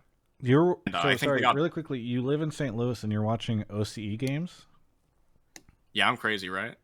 I mean, yeah, a little bit. Like I don't mean to shit on the OPL, especially after their unfortunate demise last year, but it's just I feel like there's so many other leagues that people would go through before they get to OPL to watch something that's not their region. But I feel like we might be talking to the guy who pulled the strings to make OPL players be able to play in North America. I'm not yeah, sure. He's like, listen, this is what we've needed all along. I can make a feel like top I 6 team if you just give me some of these OCE players not on region contracts. Sorry, go ahead. So is that your main point? Is you just believe a lot in their bot lane? Not exactly. I think an whole entire different side of the coin is Xerxes. Now he's coming off of like a really not hot LEC run because of Origin, sadly. Astralis now, right? Yeah. But even then, I think he was still one of the main performers on that team. Or not the main performer, because obviously that's like their top side and their bot side, right? He was still like not really doing terribly, and he still looked to be on fashion of being like the type of jungler that he is. But I think besides that, he is an entirely different jungler than Potluck, because Potluck is like, he's really focused on playing a lot of farm heavy, like aggressive junglers like Kindred or Graves. So he can play that, but to a whole entire different level, because he's actually played it at the top level of like going to Worlds with Splice and such. But he can also play it, like, of course, better just because of the amount of experience that he's had. But at the same time, he can also play stuff like a lot more utility based. Like, I'm pretty sure he was one of the big Ivern players back in Season 7. And also he can play stuff like, I guess, tanks like Zac and stuff. Very good. Xerxes was kind of known for playing champions like that, right? Like, kind of like random champions, like pulling out a bunch of. Yeah. Like I think he was one of the only. Oh no, was Rengar like the huge Rengar thing in Season 7 as well, or was that just him? I think Season 7 had Rengar when it was like the assassin rework and they were all nuts. Yeah. I think that was Season 7. It was one of You the need main to be like a players, scout or something, because you're like, well, I think back in Season 7, this champion was meta, and also there's LEC. This player was playing this in LEC, and this player was playing this in OCE. Like, you're all over the place. In a good way. Yes, I'm not. Yeah, it's not all over the place in the bad way. I'm just like, you're watching a lot of League of Legends. Let me ask Goldenglue this: what do you think of their solo lanes? Because those are two of the people who aren't. Those are the only two players, Revenge and Insanity. I don't know if you caught their games. Yeah, I definitely didn't watch all of the games. I do remember watching Revenge. Didn't Revenge get 2 solo kills? I remember he solo killed Fudge on Jace. I think, yeah. He solo killed. And then Gragas, yeah, he's got another solo kill on Camille, right? Yep. Yeah, that was versus Fake God. Insanity was like, I'm pretty sure doing pretty well in lane the Orianna versus Zoe game versus C9. So like, I was pretty, I guess, content watching the solo lanes. I was like, another interesting factor, how is this playing online versus LAN different for the veterans versus like all of these younger rosters? Will we see better performances out of these kind of players? I do think that's actually a pretty big variable that it's kind of hard to think about. But their solo lanes did pretty well. I would say I was mildly impressed. I'd say. Listen, the 100T Academy coach says that he's mildly impressed with their performances. These guys are top 6 for sure. Mark, I would say part of the reason like mildly surprised is good is because like Revenge played against Fake God and Fudge in Academy, and usually did not get the better end of them. So like the fact that he had good performances against them, yes, it's still early in the split, but like that's a very big part of why I think Immortals could actually work out, because their solo lanes were, it's 2 NA players, everyone's always concerned about that, and they're two younger ones. Insanity has almost always had. He always has these like, I almost did it moments, and like he had another one where he tried to flash under turret on the Lucian to get the kill, and then Jizuke outplayed the shit out of him. But like he's close to working out. Revenge was good, and so like when Xerxes comes, if Raze and Destiny are good, then this actually could be a good lineup. I totally agree with the caller. Yeah. Well, do you think they'll be top 6, Mark? I don't think it's that crazy to be top 6. I put them 8th. Would you put them at 6? I think top 6 is like pretty much you're beating out FlyQuest for 6th. Who knows? I mean, like, right. So Golden Guardians, Dig, you're assuming they're going to be better than them. I assume that you're also would probably put CLG below them at that point, and then FlyQuest. And so it's like, oh yeah, CLG as well. Yeah. It is hard to get above all of them. I won't say it's like a guarantee, but like if the bot lane thing works out and Xerxes can play like his old form, and the solo laners stay playing at this level, then I can see it happening. I don't have the doctor. I don't have a Mark. If we have a a caller on this, feel free to take me off. But really quickly, while we're talking about bottom teams, can I get a sense from you guys on what you thought about Golden Guardians this past weekend, both of you? Are they as bad as ever? I mean, you put them 10th, Mark. Are they as bad as you thought they were going to be when you placed them 10th in your power rankings? No, but I still think they might be 10th. I don't know how Goldenglue feels, but yeah, I don't know either. I if they actually were able to close out the game with TSM, I would have been impressed. But the fact that with the way the game turned out, it's like, oh, that blows.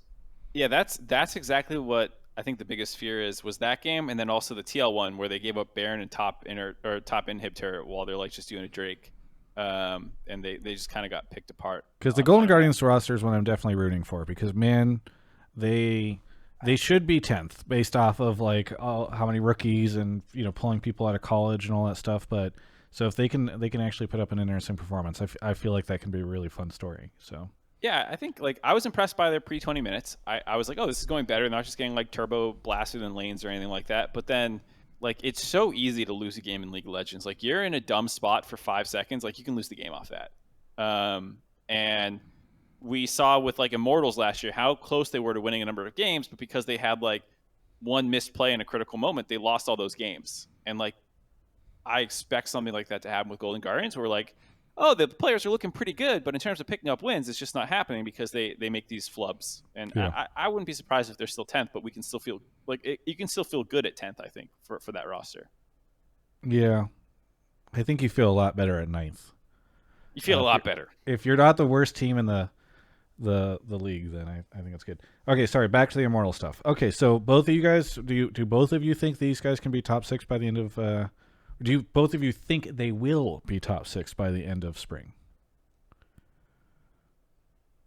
I think it's more likely for Immortals than Golden Guardians, even though Golden Guardians showed some promising things. And yeah, also, sorry, I just meant Immortals exclusively. Do you think Immortals will be? Do you think that they'll beat out FlyQuest, for instance? Will it beat out FlyQuest? Survey says probably not. Okay, probably not, says Goldenglue. Survey says. Survey says.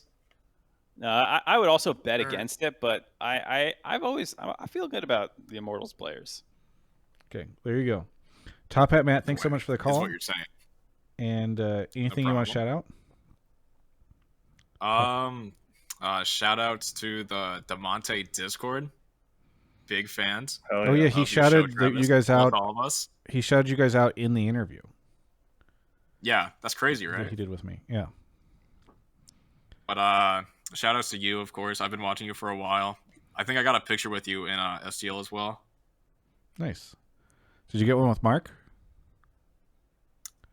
About that. What? Okay. Well, regardless, thanks so much, TopHatMatt, for the call, and we'll catch you next time. Thank you. See ya. All right. Reading out some more subs. It's got such a weird deja vu moment there. Yeah. Maybe that's the same thing. First. Previous show. Jaffe58, thank you for the 10 months. Smoke Dog, Billy J 8000, Quiblo for 1 year, Flick Nickum, Jimbo Film, Raptor Zero, Biggie's GNT 250, OPTSM fan for 29 months. Says EG is the best team in LCS. Nodak for 2 years. Inuber, Edric Hall, Easy Stay Safe, and St. Louis Slayer 24. Just talking about St. Louis, 31 months. We'll get to some more of you guys in a second. But first, Corinthiax is here. Corinthiax, where are you calling from? Mobile, Alabama. Mobile. Well, actually, Alabama. that's that's where some of my family's from, actually. Nice. Roll Tide, brother. But Sorry. we're Auburn fans, so. Oh, okay. Hell no, brother. What do you want to talk about the show, Corinthiax? So I wanted to talk to my fellow TSM fans. Shut the fuck up, flaming the players. It has been one weekend. People are already talking about swapping Huni. I could go on, but it makes us all look so obnoxious, and it is just so fucking annoying. It's probably really disheartening to the players. It's been 1 week. There's so much left to see. Just stop, please. That's really about it. Was your take was like, please just let me go on the show so I can tell TSM fans to shut up? Yeah, that was mainly it. I gotta say, That's wholesome. This is what? Is this a wholesome TSM fan? Yeah. Mark, how did he phrase this? I'm curious. I don't know. He did not phrase it that like aggressively, but I appreciate the commitment. Yeah, So- he goes, so- fellow TSM fans need to stop the flame on players, such as swapping Huni already after a couple shaky games. It all makes us look obnoxious, and is likely disheartening to the players. That is the take. He's like, shut the fuck up. No, I like it though. I like it. So where are you seeing this stuff? It's the TSM subreddit or where? Honestly, I don't even get on Reddit because of all that stuff, but it's mainly like replies to tweets. Like these people have their post notifications on to like flame TSM, and they're like calling themselves TSM fans, and it is so annoying. I really don't even know what else to say about it. Like, and the comments of anything they post is like swap Huni, bring in Hauntzer. Where's Bjergsen? You know, I could go on and on. You know, y'all have seen it all. I haven't. I didn't know people were saying, "Where's Bjergsen?" Oh, it's definitely happening. Yeah, it's just like Bjerg's bad coach. Where's Parth? You know, I don't know. That's not something I expected. People were not very big fans of Parth, I feel like, in the TSM community whenever he was It's mainly about the draft. It's mainly about draft. Yeah. But I don't know. It's so annoying hearing this. Do you believe in Huni? Do you think he's going to turn around, or are you just frustrated? Is this sort of separate from it? It's like, hey, support the team rather than just going on people. Yeah, definitely. I definitely believe in Huni. He's got a crazy track record of being on successful teams. Good showings at Worlds. I don't know. It's just.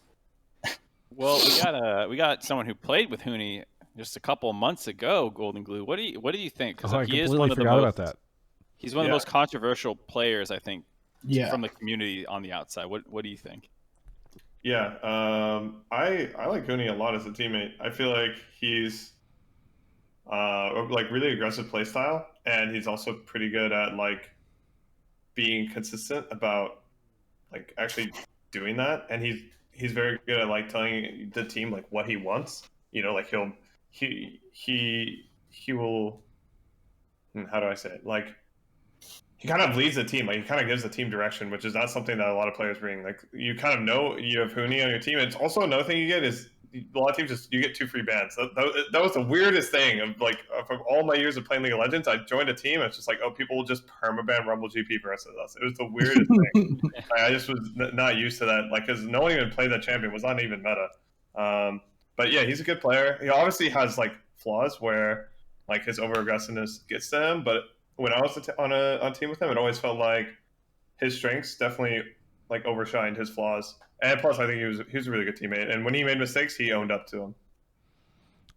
I'm kind of curious for both of you. What do you think of TSM's drafts this weekend? Because obviously we're talking about Huni, but also this was sort of a test for Bjerg. And he did this big interview with me during the offseason. People should go check it out if they missed it. But in it, he said, you can blame me for the drafts.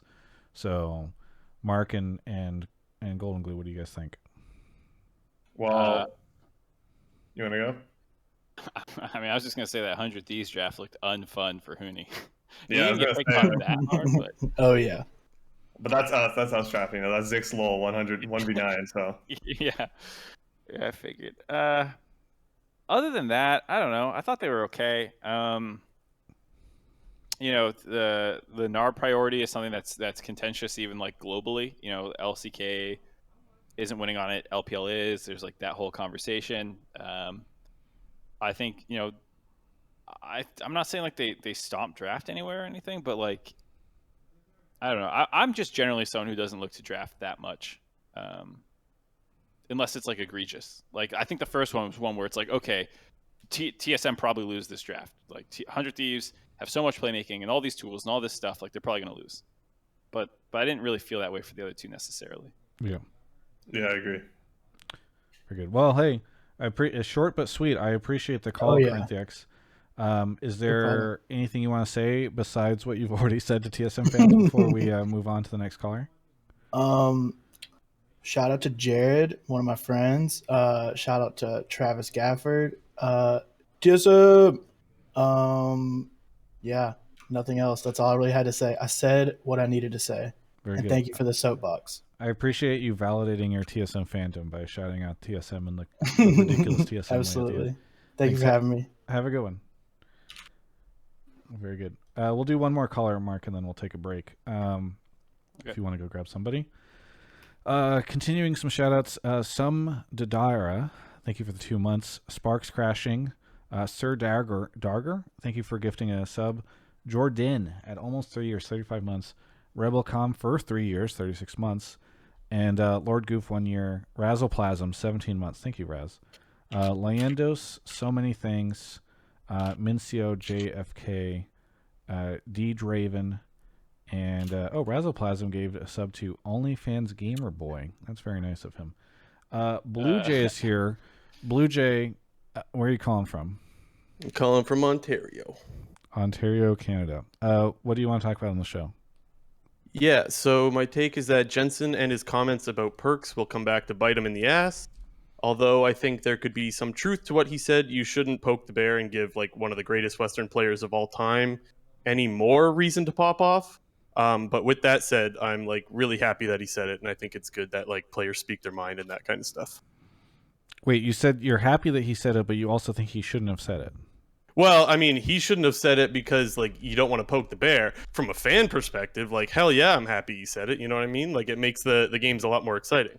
Yeah. Well, anybody who hasn't seen it yet, feel free to go take a look at my interview with him. That's what I have the quote if you want me to. Yeah, go ahead. So his quote was basically, I think this was from Reddit. I thought that it would be a downgrade for them in terms of roster. Niski really enabled that team very well, and I don't think Perkz can replicate the same thing as Niski. That's the quote. Mm-hmm. Goldenglue, agree? I don't know.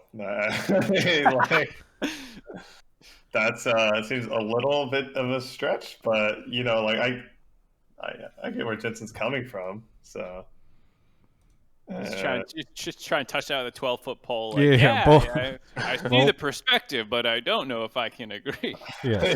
Yeah. I also, downgrade.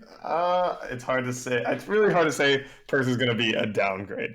Sure, you could say maybe they might have different roles on the team, but it might struggle more early. I would just say you might as well trash talk anyway, though. Like if I was Jensen, I'd say the same shit. So I mean, people should go watch the interview because he also feels like he said he doesn't feel like he can learn anything from Perkz. Like people were accusing me for clickbaiting, but he did not seem very impressed by Perkz, because I kind of opened it as like, oh, you know, like people talked a lot about Bjergsen and Jensen, and like now you have to deal with Perkz. Do you think is that a thing? And he talked a little bit about that, and I was like, do you feel like are you happy that he's coming over? Do you think you're going to learn a lot from him? And I don't know. Again, people should just go watch it because it's a fun one for sure, and I love that he's saying it.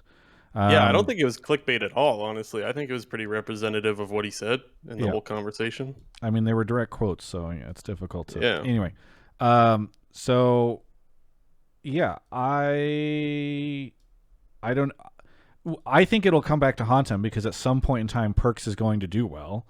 And people will all say, well, see, Jensen, look, Perkz is doing well. You idiot. You said that he wouldn't do well, that this team wouldn't do well, and they just beat you in a best of one at some point. I'm not even saying that, like, Cloud9 won't end up better than Team Liquid. I'm just saying, like, it's inevitable that at some point in time, Cloud9 will do better than Team Liquid in some moment, or Perkz will have this, like, very triumphant moment. He's a great player. And then people will all shove that in Jensen's face. In terms of it haunting him, though, I think Jensen's been willing to say what he thinks for a long time, and I don't know if that like I don't know if he's ever going to be sitting there with his head in his hands, just being like, oh no, I said that thing in that Travis interview, and now everybody's going to tweet at me and say that I'm an idiot. Oh, I mean, maybe he will if he gets like clapped in playoffs or something. I mean, but he said this stuff before, right? Like The faker. he went back. True. Clap faker. But even last split, he towards the end of the split was saying he thought TSM was really overrated, and Reddit was like all on him. And then Golden Guardians beat TSM, and everyone was happy. And then TSM won the split, and everybody was angry. And then I literally wrote that meme for like 200,000 engagements. I just tweeted that same tweet over and over again of the Jensen quote and just farmed it. I love it because you could use it both ways. Honestly, yeah. I was just thinking of when we're talking about Jensen's trash talk. It's like, wow, this is gonna make some dank tweets. Like whenever Perkz versus Jensen face off, and Perkz win, like there will for sure be some dank tweets, and I'm looking forward to that. Yeah, and that's why I say it's a good thing that he does that. It's awesome. It makes the league so much better to watch when there's actual, like, I don't know, drama, if you want to call it. Like, it makes the games better to watch for sure.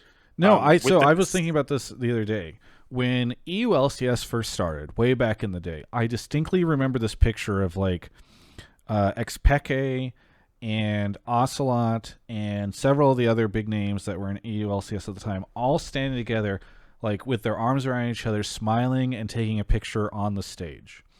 And that was at a time when we had like Reggie and Hotshot and Dyrus and just a lot of very outspoken, Doublelift obviously, very outspoken players in the LCS that were not afraid to trash talk. And I remember at the time thinking like, man, I am so happy that we don't have EU LCS where everybody is like, we're all buddies and friends, and at the end of the day we compete, but we're all like I'm not even much of it like an edgelord guy or like edgy type person. I'm not even saying like I want there to be just like all this drama and people being terrible with each other or stuff, but like I was just happy that there was like some spice and fun in the league. And we've talked about this before on the show, like for a long time the LCS has shied away from it, I think because a lot of the players don't. I mean, I assume Goldenglue that you know that if you trash talk somebody and then you get shit on by them whenever you were competing, that then there's a Reddit thread and everybody's mocking you, and I think people just don't want to do it. And so I'm always really happy whenever people do. Yeah, I mean, I definitely think that. I mean, for me, when I was playing, like I didn't want to shit talk for first like 5-6 years of my career because it's one like, well, I'm going for someone. Generally, if you're a new player, like this player's more experienced, they're probably, you know, they might be better and they have more. I don't know. They have advantages over you. So if you shit talk them and you lose, it's just like, oh, people are going to shun you so hard. I think the one thing that's really good about like a lot of the LAC now is like the players are so much better at bantering, and I think like I don't know, just NA culture is not as good at like making playful, fun comments, like making things interesting. There's definitely a balance where it's just like you can have healthy trash talking that. But the thing is, like, I feel like NA also just doesn't know how to do that very well. Like, the players are just, like, more socially inept than, you know, like, LAC players. Like, I look at LAC tweets, I'm like, this is fucking hilarious. Like, I love that. Like, you know, it's true, but it's flame, but it's also, like, you know, it's just looking at the reality of a situation and making a joke about it and not trying to deny the reality of the situation. I actually don't think that it's an LCS thing. I would say that it's probably because the LCS doesn't perform well that it's an LCS thing. Like, let's say if we did have a team that played to the level of G2, then maybe we would actually have a little bit more of that. Do you think, or no?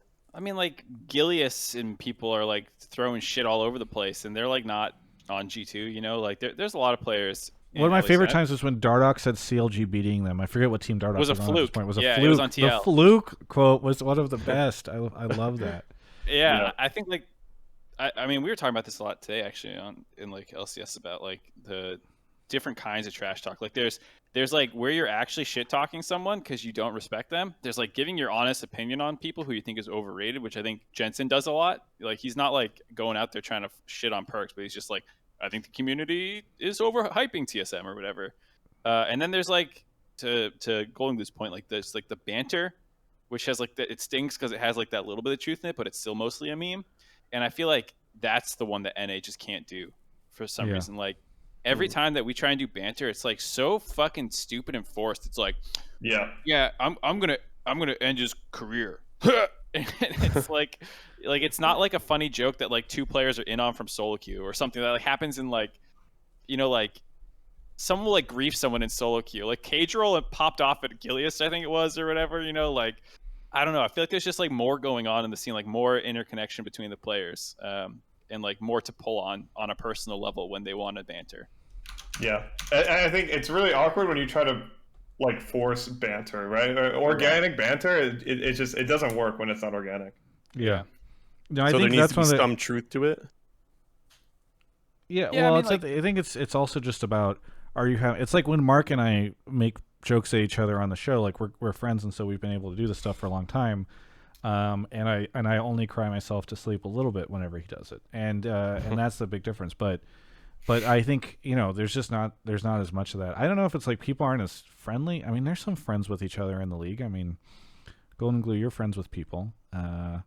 And why didn't you ever flame them? I think it's just a culture. It's a culture difference, I think. I don't know.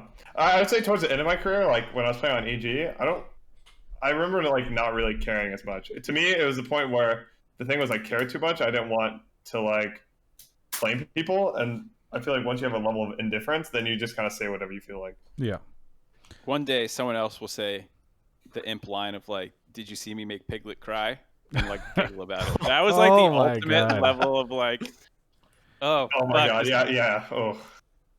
Yeah. I mean, I miss stuff. I'm happy that Fudge is bringing some of that stuff back, and I like that Jensen says this stuff. And I mean, some of my favorite moments obviously were when Peter would just go out and be like, Peter would be great because he would say it so subtly and then he'd catch himself. Yankos does that now too. When he shits on NA, he'll just be like, yeah, you know, like this player's in NA, so I think he's just planning on retiring, and like all this stuff. You just say it so subtly. It's so good. I love Yanko's banter. His is so good.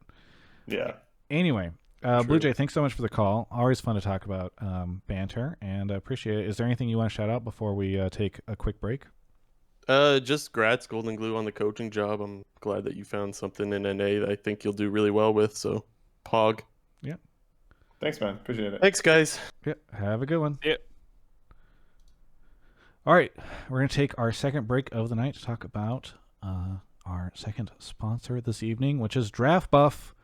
Draftbuff is fantastic. I've been playing their games. I have a Draft Royale and a Fantasy League going right now, and somehow I managed to win the Fantasy League. In fact, let me see if I can go ahead and pull it up. Let's see if you guys can see this. They now have it available.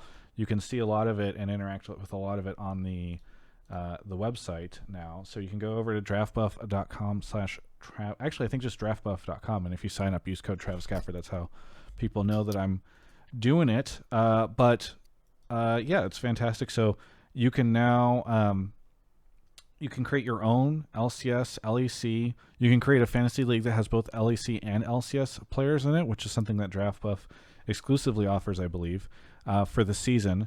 So now's a great time to get in on that because you can get it going before the start of the season while we're still in the lock-in. You can scout these players, figure out what you think they're going to be doing. This is my team from this past weekend, and I'm an idiot because I drafted Jose Diodo, who was not competing. And so I did not earn any points. You drafted 3 TSM, a player who didn't compete, and Deathly. Did Deathly carry you? Yes. I won. You got TSM the team, too. Yes. So this was not my intention. What happened was I ended up at the end of the draft, and so like everybody else was pulling like Cloud9 players and Team Liquid players and stuff, and so I think the first player I picked was, I want to say it was PoE, because I felt like getting the mid player was pretty good, and then just like everyone was ignoring TSM players, and so it would be my turn to draft, and I'd be like, okay, well, I guess I'll get Sword Art, and then, like by then, by the time I got to Huni, a bunch of people, whatever. Anyway, the point is, my team won barely. I need to figure out this. Jose Deoto's back for next week, right? I think he's supposed to be. Anyway, go check it out. I think I got carried by Deathly, but I think my Draft Royale did not do as well. I need to check it out because I think I had some players that did not perform the way I was hoping to. So anyway, if you're in the Twitch chat right now, you can do !Draftbuff, and that'll give you a link to join my Draft Royale right now. Or no, sorry. So actually, it's the Draft Royale, I believe, for the start of the season. So you can play in a big group with a bunch of Travis Gafford viewers and see how you do, see if you can beat me. But also feel free to go sign up for that. Also, you can check out the app right now. I think you can do some of the stuff on the website. They're building that out, but there's still a lot that you can do everything in the app. So go check it out. It's on the App Store or Google Play. So thank you so much to Draftbuff for sponsoring the show. We have a ton of fun with them, and they're a great sponsor to have on the show because obviously everyone enjoys playing some fantasy League of Legends. Really appreciate their support of the show. To my understanding, the only sponsor or the only fantasy service that is sponsoring amazing content creators like Mark Zimmerman's show Hotline League. What were you gonna say, Goldenglue? I was gonna say, is there a drafting website like a snake draft? Or yes, I did. It was a snake draft for me when I did the fantasy league. So I did one for Worlds on a different website, and I got third in the world, so I was very happy with that. Well, we don't need to talk about that service, okay? We're talking about Draftbuff, all right? No, I'm just saying drafting is pretty fun. Fantasy esports is pretty fun. Yeah, go check it out. Download and use code Travis Gafford when you sign up. There's a link in the description on YouTube if you wanna take a look. Anywho, Mark, you want to grab our next caller? Oh, I think he's already grabbing them. Yeah. How proactive of him. All right. Nicole is on the show. Nicole, where are you calling from? Vancouver, Canada. Vancouver, Canada. Welcome back. We had a lot of Canadians, I feel like, on this episode. Or maybe only two. Have. I don't know. Anyway, what do you want to talk about on the show? My take was that Damonte has been underrated for so long, and I think that the league kind of needs to be more accepting of players that are able to contribute to a team in different ways than just, pure skill. Because I think Damonte is a great example of somebody who's able to, play the role of more a supportive mid, an enabling mid laner, and have his team shine and win games. And I think the league just sees that as, oh, he's not as good as like the mids who always play the carries. And I don't think that's the case. I think you can be good at mid as a carry. I think you'd be good at mid as like kind of a supportive player. However you can help your team win the game should be appreciated. So, yeah. I mean, we've been talking a lot over this episode about Niski, who's no longer part of the LCS, who was playing in that supportive role. Mark and Goldenglue, I already saw you popping off in Twitch chat, so I'm going to wait till to get to you. Let him pop off. Okay, go ahead, Goldenglue. Mark, yeah, just Tanner's a Smurf. I mean, I definitely think that because of the way that the LCS ran like 6 years ago when it kind of started, where it was like mid laners 1v9ing, like I think Bjergsen is just the ideal example of that. It's like, oh, mid lane's always just control mage. That 1v9's a game and does everything. But the game has evolved a lot since then, and having a player that's more versatile. And also, when we say supportive mid, it's kind of like, I feel like it's the wrong idea, right?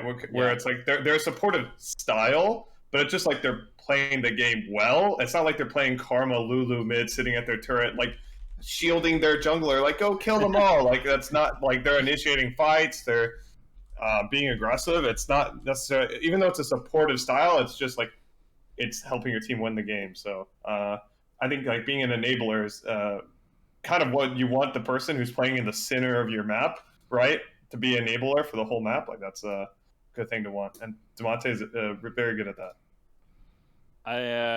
I agree. I think I forgot who I was talking to. It might have been Alorum. It might have been someone else who was on the AD this week. I was talking to someone about it, and I said I always felt bad because like I just always ranked, like every time we did power rankings, I would put him like 7th or 8th or some shit like that. And it's like to that point about you're so often ranking on pure skill, that it's like, ooh, can I put him over, I don't know, PoE or something? It's like, I don't know, but like he does do a lot for his team, and I think that's where some of those kinds of conversations break down. Maybe, you know, when someone whose play style is so much more for the team than themselves, that like it's not a 1v1 game and those kinds of things. And we when we do those rankings, I should say, we're not trying to make them like just 1v1 who's the better player. We're trying to take that kind of stuff into account. But like, if you're on a team, like theoretically, when it comes to time for me to do some power rankings this year, if Sunbay's popping off and Huki and like FBI are popping off, and they're the ones who are like carrying the game from,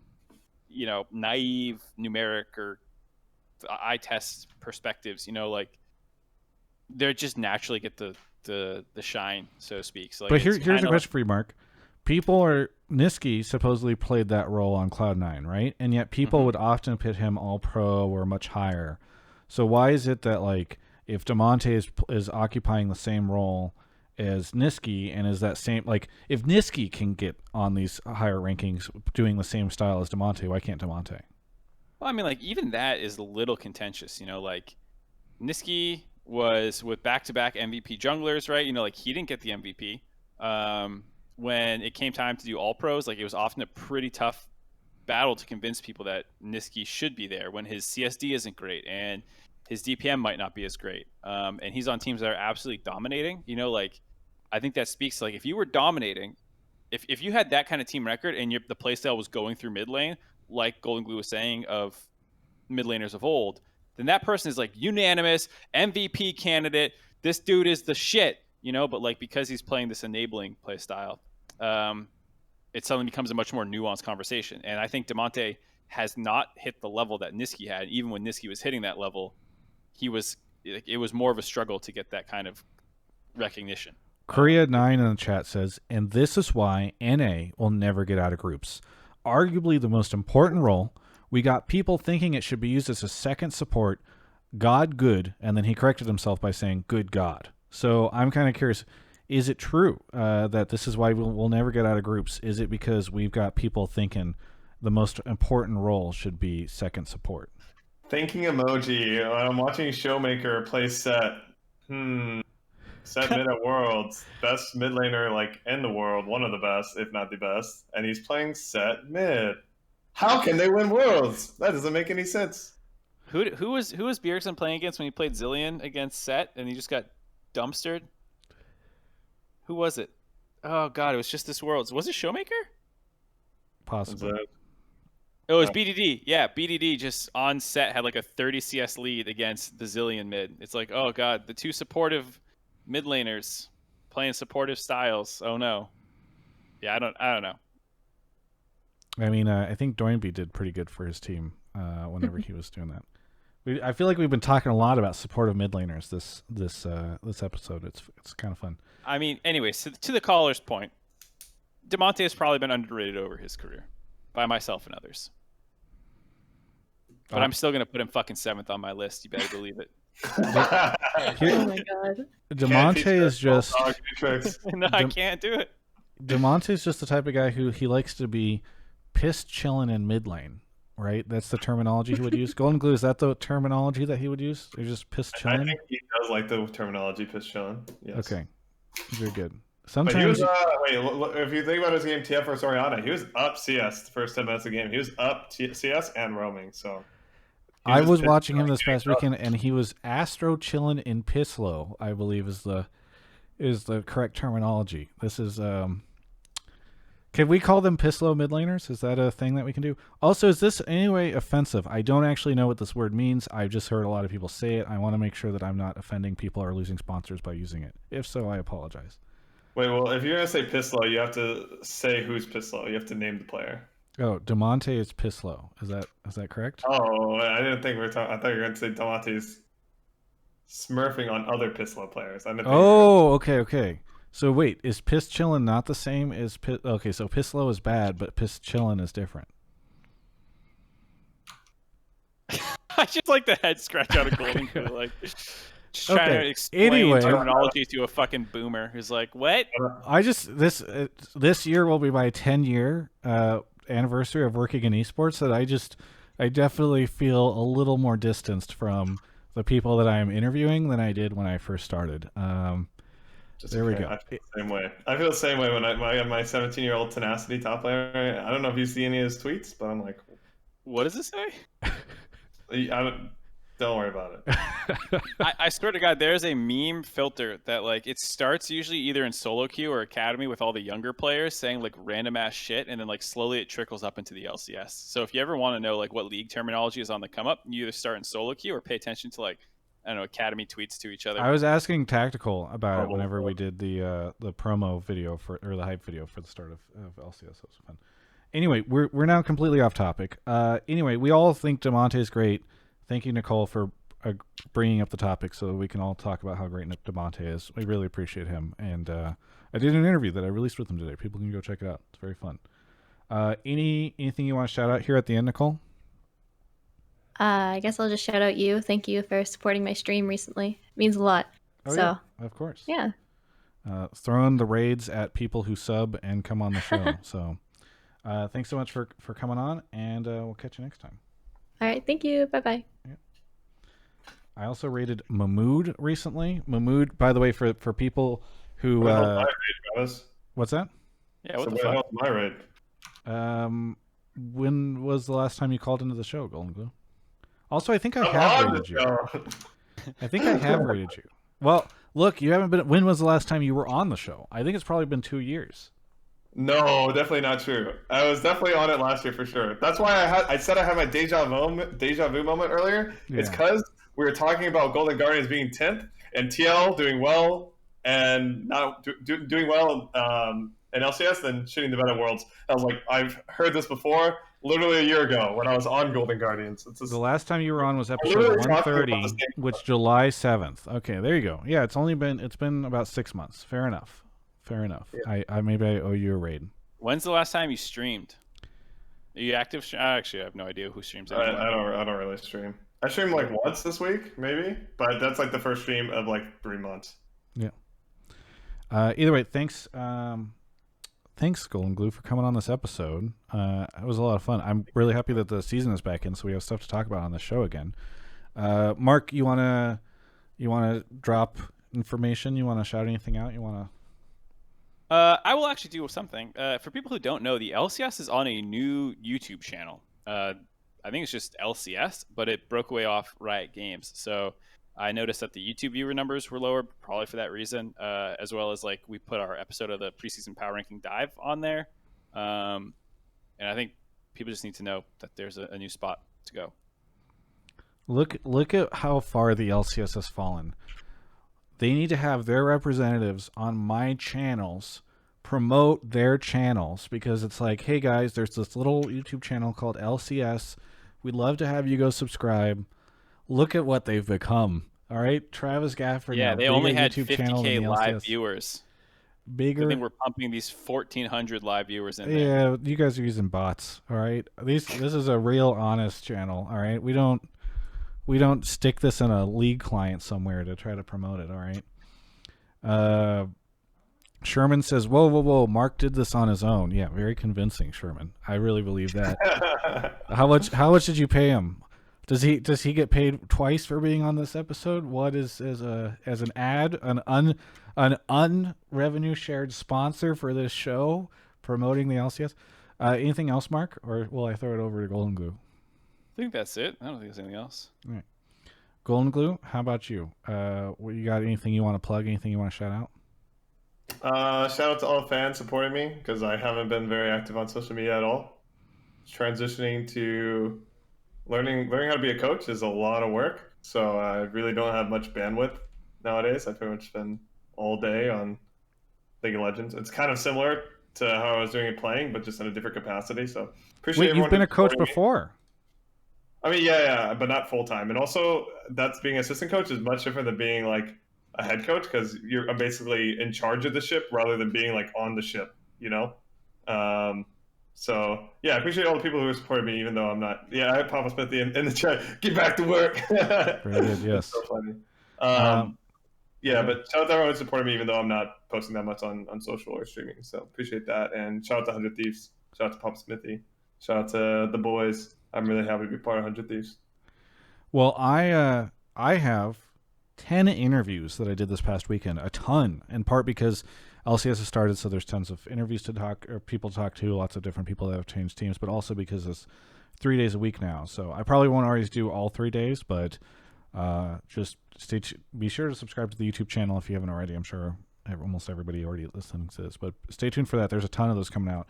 I'm also trying to get a Perkz interview soon, like a nice longer form one, so we can talk about his transition over to the LCS. And then, man, it feels like there's something else. We should have. I don't want to get people's hopes up, but maybe I shouldn't be saying this. But if you stay to the end of this podcast or you listen to this, should have a cool announcement for Hotline League next week, which I'm pretty excited about. Other than that, stick around after the show if you're watching on the live stream, because I'm going to air some interviews early for some subs, and we should have a good old time. Mark Z is what? What are you doing? My cats are being rambunctious. I got to go feed them.